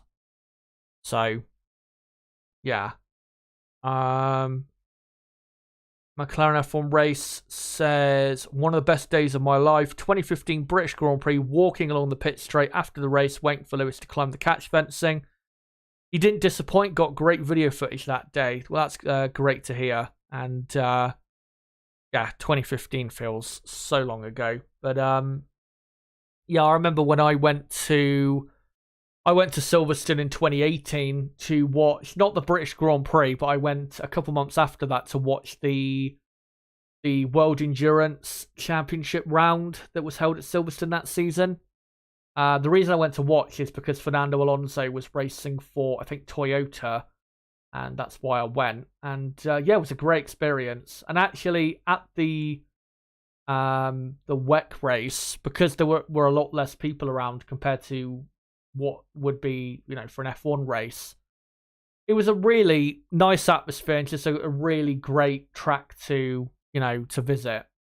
And I know the ticket prices obviously are quite expensive, but if anyone can ever afford to go to Silverstone, definitely go to Silverstone, because it is an amazing track, and the atmosphere, maybe not everyone will agree with the atmosphere, but it is a great atmosphere in general, and most people are great. Obviously, you'll have, your idiots here or there cheering for certain drivers crashing from, multiple different fan bases. I mean, happens at multiple different racetracks.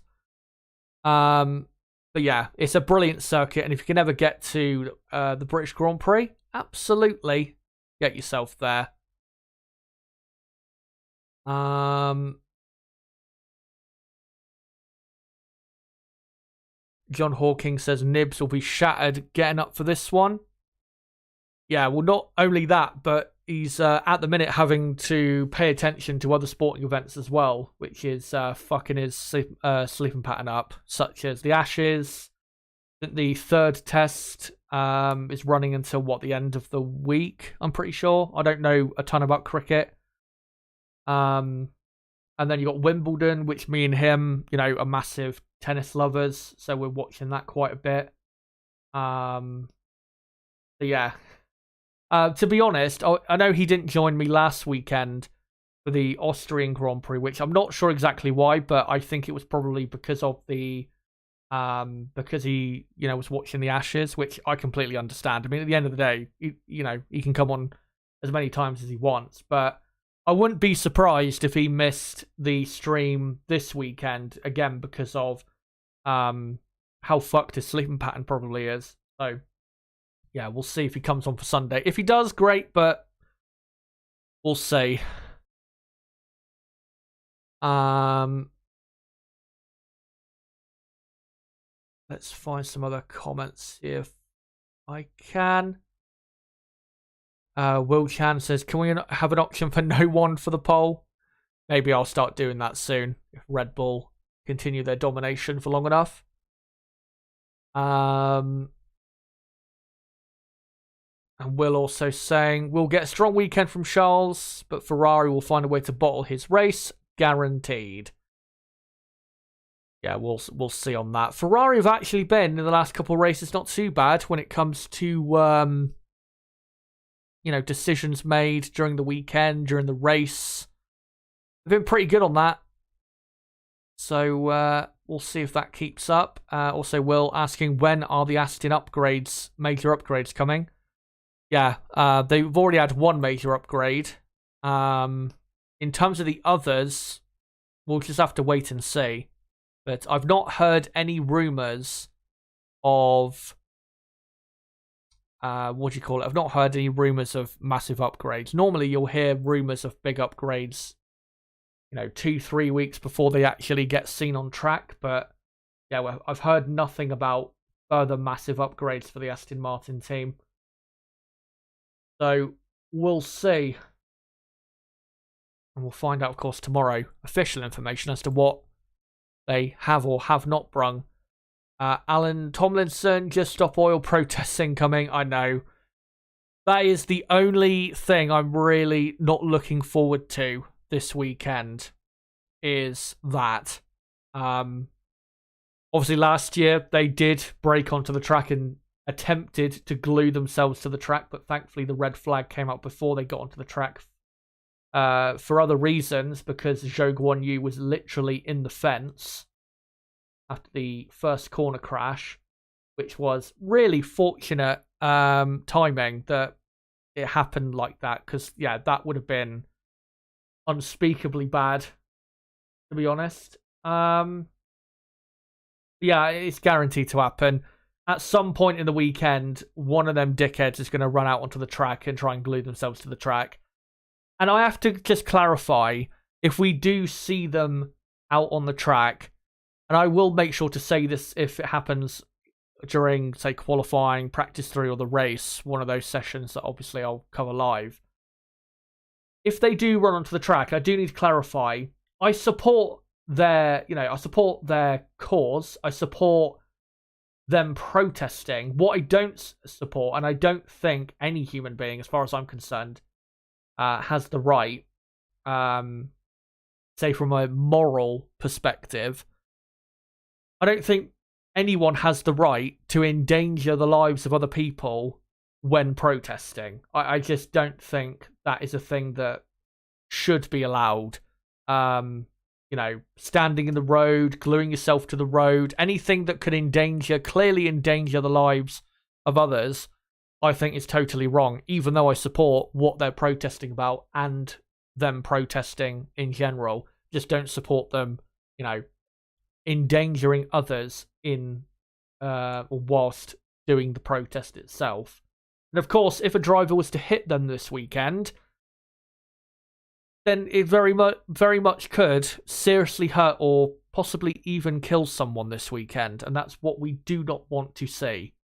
I know some of you guys watching are a bit older, and maybe some of you will remember the Tom Price accident in, was it South Africa in 1977 or 78? It was, I don't know if it was South Africa, but it was one of those years. I think in the late 70s, where a fan ran across the track. Tom ran into him, obviously didn't see him coming. And then, I don't have to tell you what happened after that. And yeah, that's what we don't want. So, yeah, let's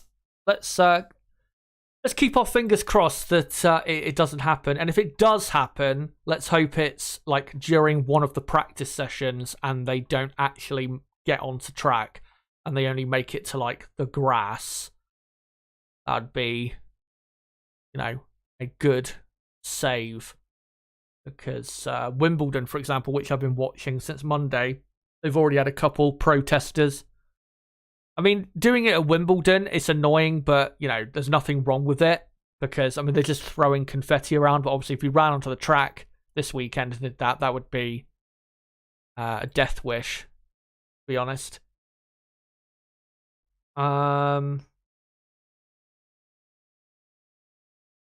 Josiah says, we keep giving Perez too much respect. I don't see him finishing on the podium. I'm not necessarily giving him respect. I'm giving the car, really, respect rather than him. I know at the moment he's not performing well.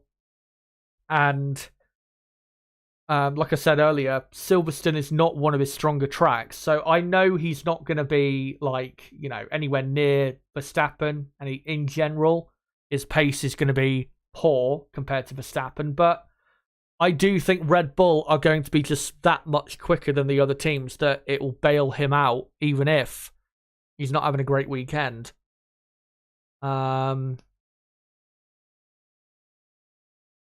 Josiah says, that order doesn't make sense. You think if Merc will be quicker than Ferrari, how does Leclerc beat Hamilton at Silverstone of all places? Like I said, I don't think Mercedes will be necessarily quicker than Ferrari in this weekend's race. In qualifying, definitely, I think Ferrari will be faster because, as I've explained, Ferrari have a better qualifying car.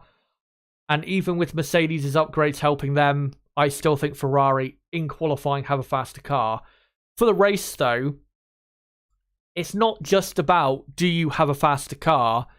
You need to have a fast enough car to be able to close up to that driver and then obviously fast enough to overtake. I don't think Mercedes, even with this upgrade they've got, I don't think they're going to be quick enough to catch and pass Leclerc and finish on the podium. That's what I mean by that. I don't think Ferrari are necessarily going to be the second quickest team of the race.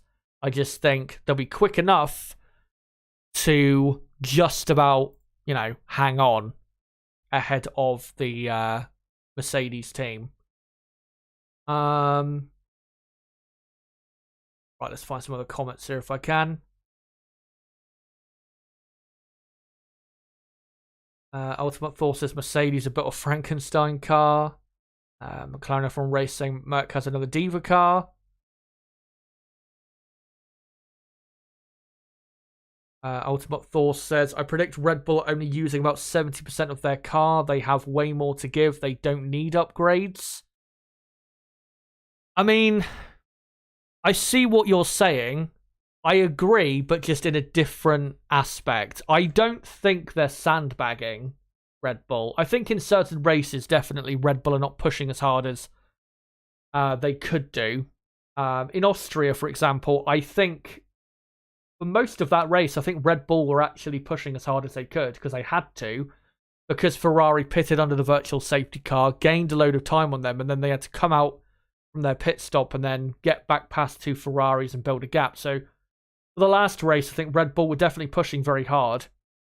Don't think they were sandbagging, but there has been races this season like Bahrain, Saudi Arabia, Australia to a certain extent, Spain.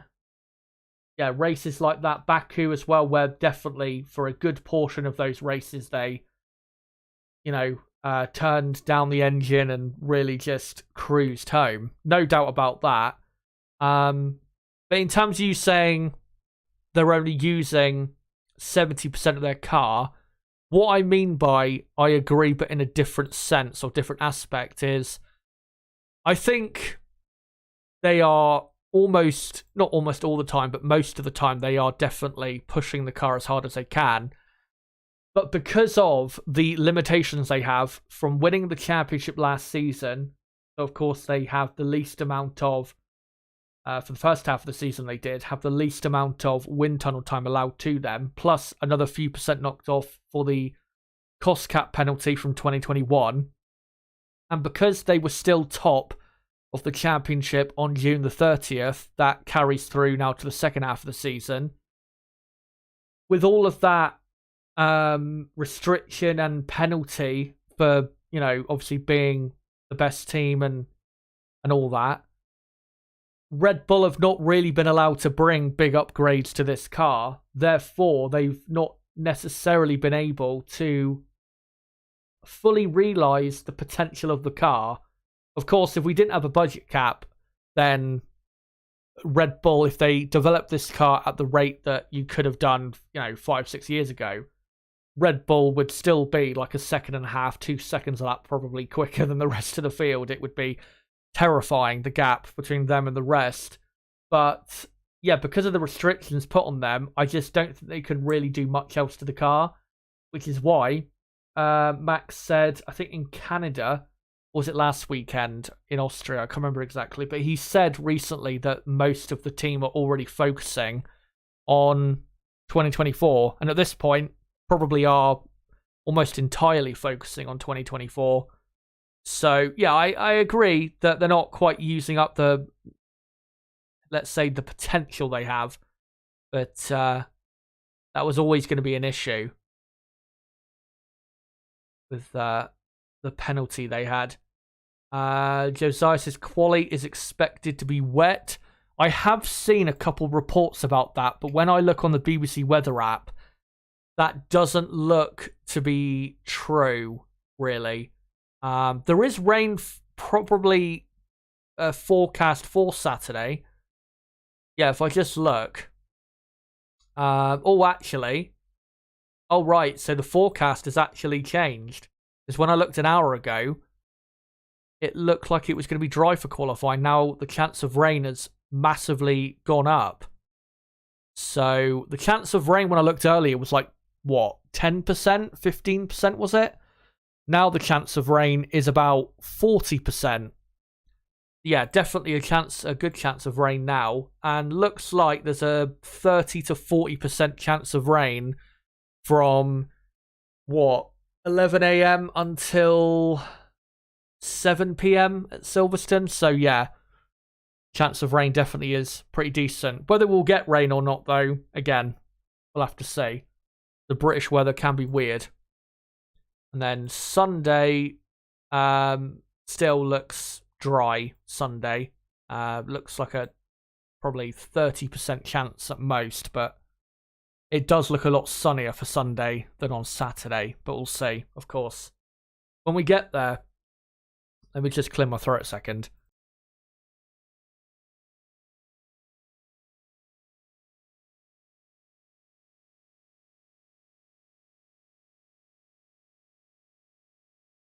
Right, that feels a bit better. Ultimate Thor says, well, once Alonso leaves Aston Martin, we'll fall back to the midfield again with Stroll and some other average driver. Possibly, obviously, if Alonso was to leave, in the next couple of years, them keeping up good performance really does depend on who they would replace Fernando with. Josiah says, if Toto expects me to believe that Merck can win this race, even as the most diehard Merck fan, I must be a crack addict. Yeah, you've got to be on some really hard stuff if you think Mercedes actually can win this weekend. Josiah saying, if Mercedes win this race, I will publicly take a trip to Brackley, find Toto and beg for forgiveness. And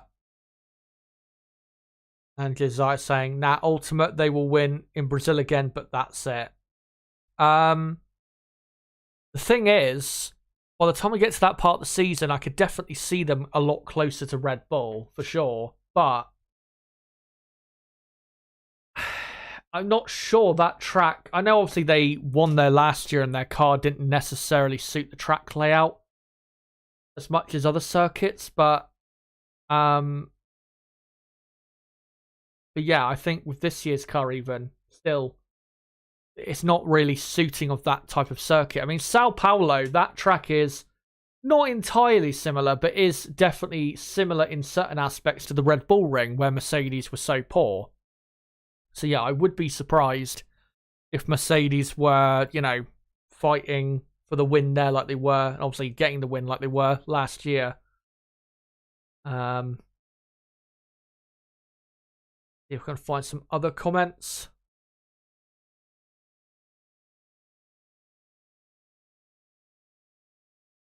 Josiah says, sorry, someone just said, Greg Martinez just said, does Max ever break?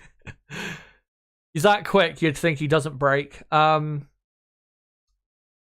Yeah, Josiah saying, I really think they need to rethink this budget cap. It's not working out as well as they thought it would. The cost cap only works with a competitive field. This field will not catch Red Bull like this. The thing is, it would be worse if we went back to what we had previously with the financial regulations. It would be worse because Red Bull would be able to develop this car unlimited and would be able to, still be well over a second a lap quicker than everybody else. Obviously, other teams like Mercedes, Ferrari, Aston Martin, they'll be able to develop their cars more. But compared to Red Bull, they don't have a massive financial advantage compared to the Red Bull team. So going backwards isn't the answer. And to be honest, looking at the budget cap and how it works, I'm not sure really what else you can do that would actually bring the field closer, to be honest. And I think we have to remember as well, I know we love when Formula One, we have not a clear dominant team and it's really competitive every weekend for the win. Like we had in 2021, for example, where there was no dominant team. Every weekend, it was really a 50-50 as to what team and driver were going to win. And it was just a spectacular season. We've had other seasons like that in the past. 2012, 2008, 2009. Other years back in the 90s as well. We had a couple years like that. It was a bit more competitive, not just one team dominating. But I think we need to remember that this is most of the time what Formula One is like. One team out front dominating. It has mostly been like that, whether it's Red Bull in the past or Red Bull now, Mercedes in the past, Ferrari, Williams. I wouldn't necessarily say Benetton. I wouldn't say they necessarily dominated, but there was definitely a time where they had a clear pace advantage compared to everybody else. Lotus. There's so many examples of, dominant teams, not just dominating for a season, but, having clearly the best car on the grid for over a few year period. And that's mostly what Formula One is. So I don't think really anything can be done about that necessarily. So, yeah, I think, honestly, the best thing to do, and as Max actually said, I think a few weeks ago, just leave the regulations alone, and the teams behind will catch Red Bull. The gap will come down. Don't, that will definitely be happening. Red Bull are not going to remain this quick compared to Ferrari, Aston Martin, Mercedes, McLaren for the next 2.5 years. That's not going to happen. The gap will come down. Whether it will come down enough for those teams to possibly fight with Red Bull for the championship, who knows? But it's not going to be this clear of a gap from the Red Bull team to the other teams. It will come down. For the rest of the season, I expect the gap to come down. And then probably, even if Red Bull produce a really strong car at the start of next season, which I expect them to, because they'll focus obviously a lot earlier on next year's car than any other team, I don't think the gap they'll have compared to the rest of the teams is going to be as big as it was at the start of 2023. So, yeah, definitely the other teams will close the gap, but we just need to wait and see, essentially. Of course, what we really should hope for is that not only do Mercedes, Ferrari, Aston Martin, McLaren close the gap to Red Bull from now until the end of the season. Obviously, those teams have a bit more wind tunnel time allowed to them, especially teams like Ferrari and McLaren, who are 4th and 6th in the championship, respectively. What do you call it? If Red Bull, compared to those teams, don't regain the advantage they lost at the start of 2024, then the same will happen during 2024, is those teams lower in the championship will slowly start making gains again on the Red Bull team, meaning that probably for, I would say, the 2025 season, you'll probably have all of the teams, not all of the teams, but all of the top teams, the top 5, top 6 teams will all be on similar pace, which is what the budget cap is supposed to do. It's supposed to, over time, bring the teams closer together. It's not supposed to be an instant thing. It's going to take a few years. And it definitely has worked so far. There's no doubt about that. It's helped Aston Martin a lot. It's helped McLaren massively. That's why they are so competitive now compared to the rest of the field, because the other top teams have not been allowed to spend their way in building a massive gap to teams like McLaren or Alpine. So, yeah, we've already seen many good things from the budget cap. Will Chan saying Chazza with an accurate take on Stroll. Ultimate Thor says McLaren's chrome car doesn't look great. Yeah, it's not the greatest looking car, but they couldn't really go back to a proper throwback. Livery.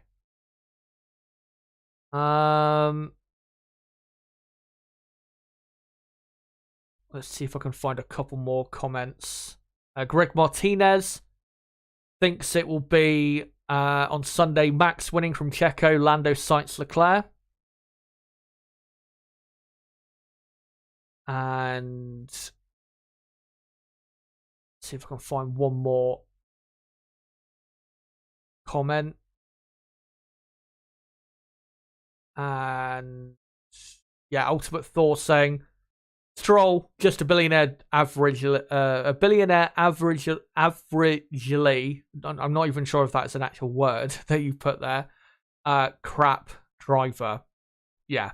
My opinion of Lance Stroll has really sunk this season. And he has been, without doubt, one of the worst drivers this season. There is no doubt about it. You know, given the car he's been driving, he has been horrendous in 2023. Yeah. Nowhere near one of the top 10 best drivers of the season. And needs to step it up pronto. Anyway, let's go on to the rest of the teams, shall we? And we've still got quite a few teams to go through. Alpine and McLaren and the rest of the midfield teams. So let's get onto them. We'll quickly go through Alpine. Of course, the reason they are not, really anywhere near as competitive as what we saw back in Monaco 6 weeks ago is because they've been outdeveloped. Mercedes, Aston Martin, Ferrari, and now McLaren have all brought massive upgrades and pushed themselves quite clearly ahead of Alpine. And Pierre Gasly, I think it was, came out, I think, today, or maybe if it was after the Austrian Grand Prix, and said that, yeah, Alpine do need to bounce back with some upgrades because the season really for them has just turned around in a really bad way. And as it stands, if they don't bring any significant upgrades, Alpine are going to be finishing 6th in the championship because their car is not on the same level as the McLaren car at the minute. After McLaren's upgrades, the McLaren is now clearly quicker and has way more grip than the Alpine. We saw that in Austria. McLaren, they beat Alpine by a country mile. I expect the same here at Silverstone.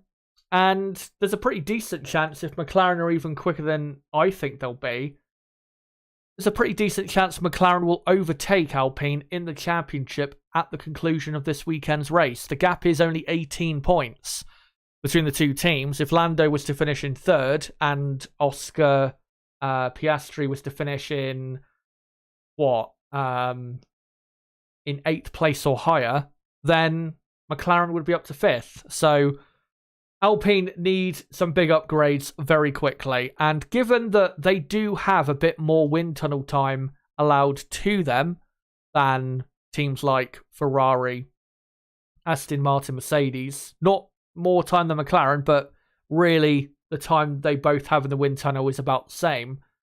They don't have really any excuses. It's not like they are limited by development because they, the first half of the season were too high in the championship and won't have as much time to develop in the wind tunnel. They will have a good amount of time to develop any new parts of the wind tunnel, so they need to get to work if they want to secure 5th in the championship, because dropping back from 4th to 6th would be a pretty bad season for the Alpine team, given how great of a car they had last year compared to Aston Martin and McLaren.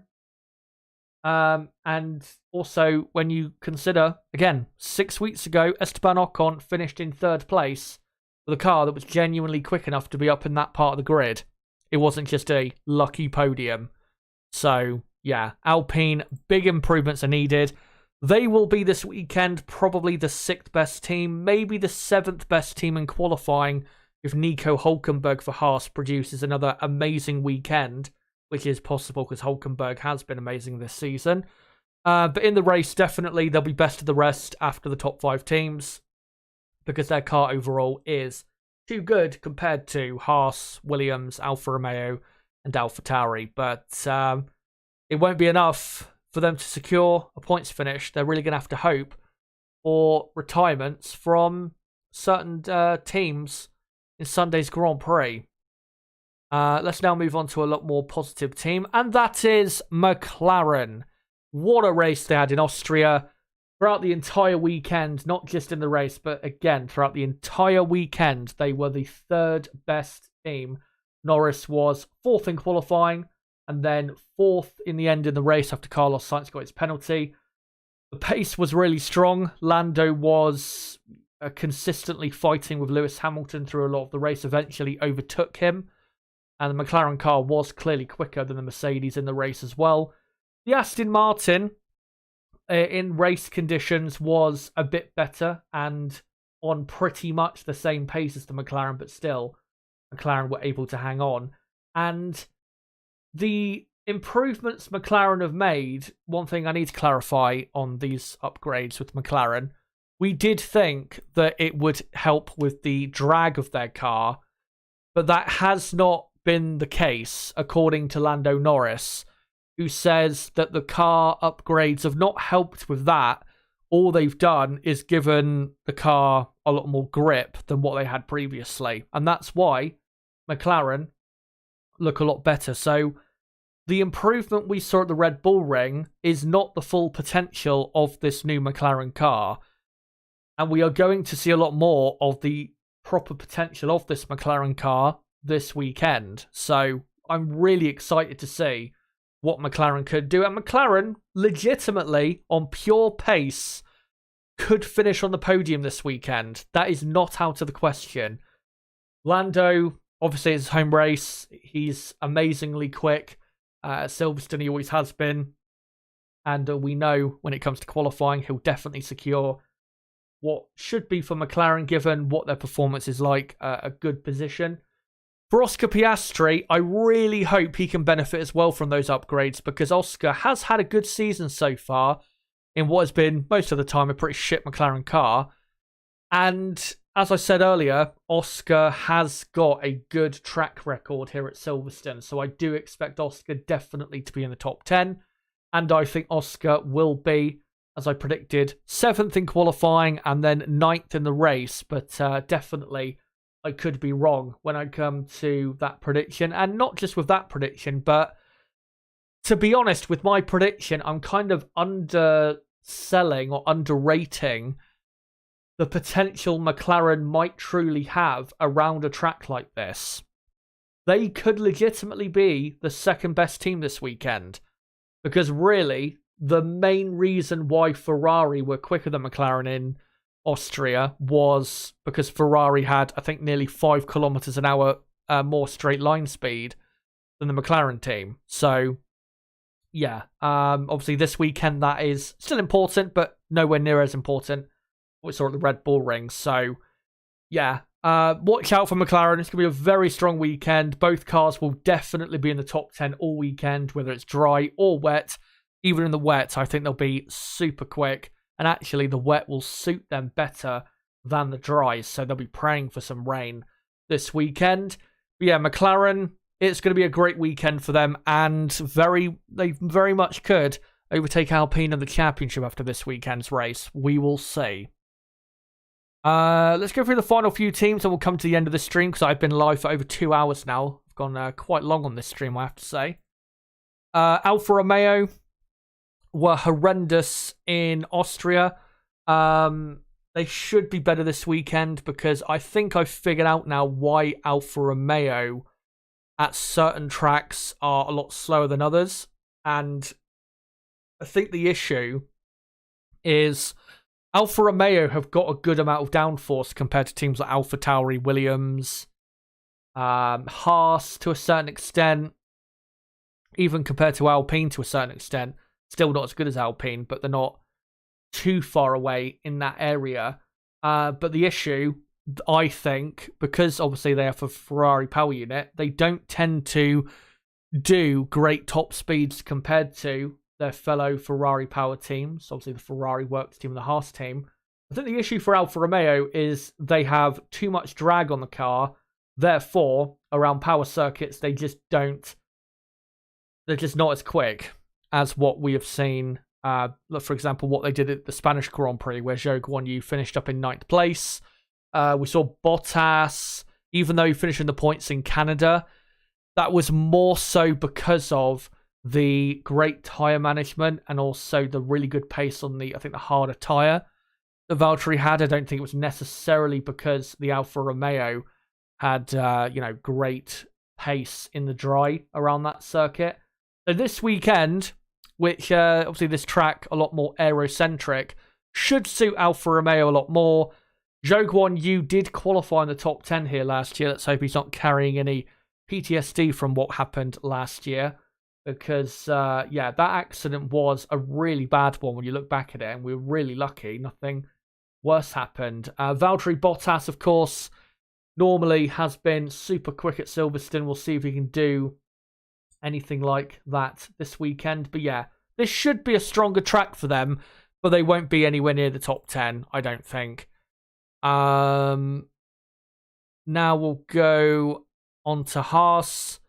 As you can see on your screen, Nico Hülkenberg breaking down in the race. A shame, because I think he would have had a decent race result, Hülkenberg, if it wasn't for the car failure. The pace of the Haas wasn't looking great, but it wasn't anything terrible. Disappointing for Hülkenberg. But this weekend, because McLaren have made their improvements and given the track layout as well, I just don't see them as quick as the Alpine team. So it's going to take another special effort, really, for Haas to get into the top 10. Not saying it's impossible. It's definitely possible. But most likely, given the track layout, really Alpine should be a lot more likely to make the top 10. Haas, I think, will be the 7th best team, at least in qualifying. In the race, though, they'll probably drop off and have the worst race pace overall. But, they're really going to have to be hoping for more Nico Hülkenberg heroics if they're going to be anywhere near the point-scoring position. AlphaTauri next. They were absolutely god-awful in Austria. This car is just horrendous. I think also the Red Bull Ring didn't suit them very well, because we saw actually from qualifying in my race stream that I did on Sunday that their top speed was the worst out of any team. So they're really struggling with the drag levels on their car. And that's why, really, AlphaTauri was so bad there. It will also contribute here to probably a poor performance. Their grip levels compared to other midfield teams are not necessarily terrible.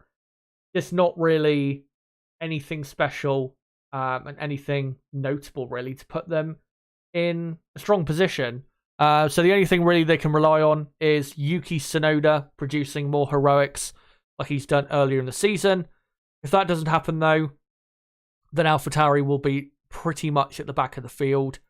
And finally, for Williams, they had a good Austrian Grand Prix. Albon and Sargent had good races. I've got to say, again, shout out to Logan Sargent for having a really good race, because he didn't have a good weekend up to that point, but had a really good race. His pace was really impressive. A lot more, really, of what we want to see from him. This weekend, the car just won't be as suited to the track as what we saw in Austria. The only hope, really, is that Williams can bring a few more upgrades maybe this weekend. Of course, it is their home race, so it is definitely possible that could happen. If they can bring some more upgrades, that would definitely help their performance this weekend to maybe replicate what we saw at the Red Bull Ring, with them fighting just outside of the top 10 and even in the top 10 at times. But most likely they'll drop back and be one of the slowest teams, as they still don't have the downforce really to fight with teams like Alpine and Haas, certainly in qualifying. Alex Albon, though, normally is pretty fast here at Silverstone. I think he did win here in F2, did Albon. So yeah, definitely watch out for him. Of course, he's been brilliant in the last couple of races. But also watch out for Logan Sargent. He has also, historically speaking, had brilliant pace here in Formula 2 and Formula 3. So yeah, both Williams drivers should be very quick, but whether Williams are, Q3 contenders, it's really hard to say, to be honest. It's not really hard to say. They're definitely not going to be Q3 contenders. Absolutely no way. In terms of Q2 contenders, I think is what I was trying to say. Is that is harder to predict for the Williams team because again, Alfa Romeo should be a tad stronger here. Probably Alfa Tauri as well should be a tad stronger. So it's going to be tough for them, but we've seen them cause many surprises on a Saturday. We'll see what they can do again. Really, what they do on a Saturday is really what decides whether they can score points on a Sunday.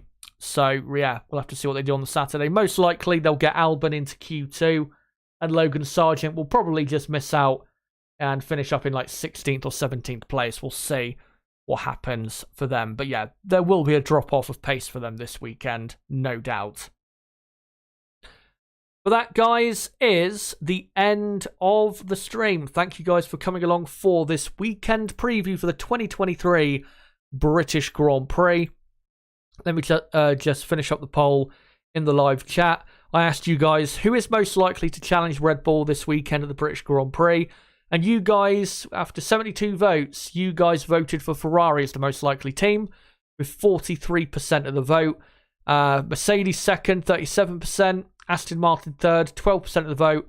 And McLaren fourth, 6% of the vote. And yeah, I agree. I think Ferrari will be the closest team to Red Bull this weekend. Again, a reminder of my next two pieces of content. I'll be live again tomorrow night at 8 p.m. UK time for the British Grand Prix qualifying preview, where we'll know a bit more about the dry running pace, at least, of the teams this weekend and just where certain teams are.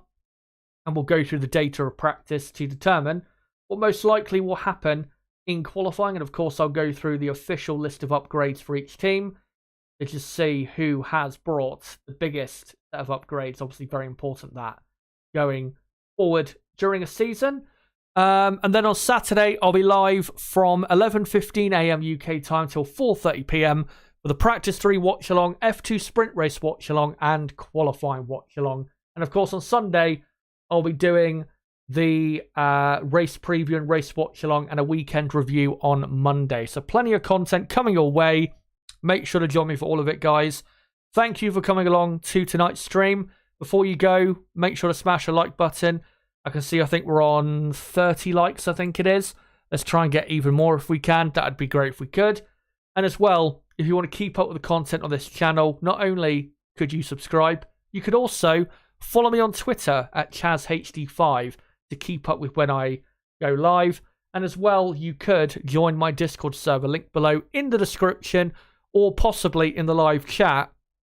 Make sure to click on the link if you want to join our community of over 500 members here on this part of the F1 community. But guys, until my qualifying preview tomorrow night at 8 p.m, it has been me, ChazHD. Goodbye.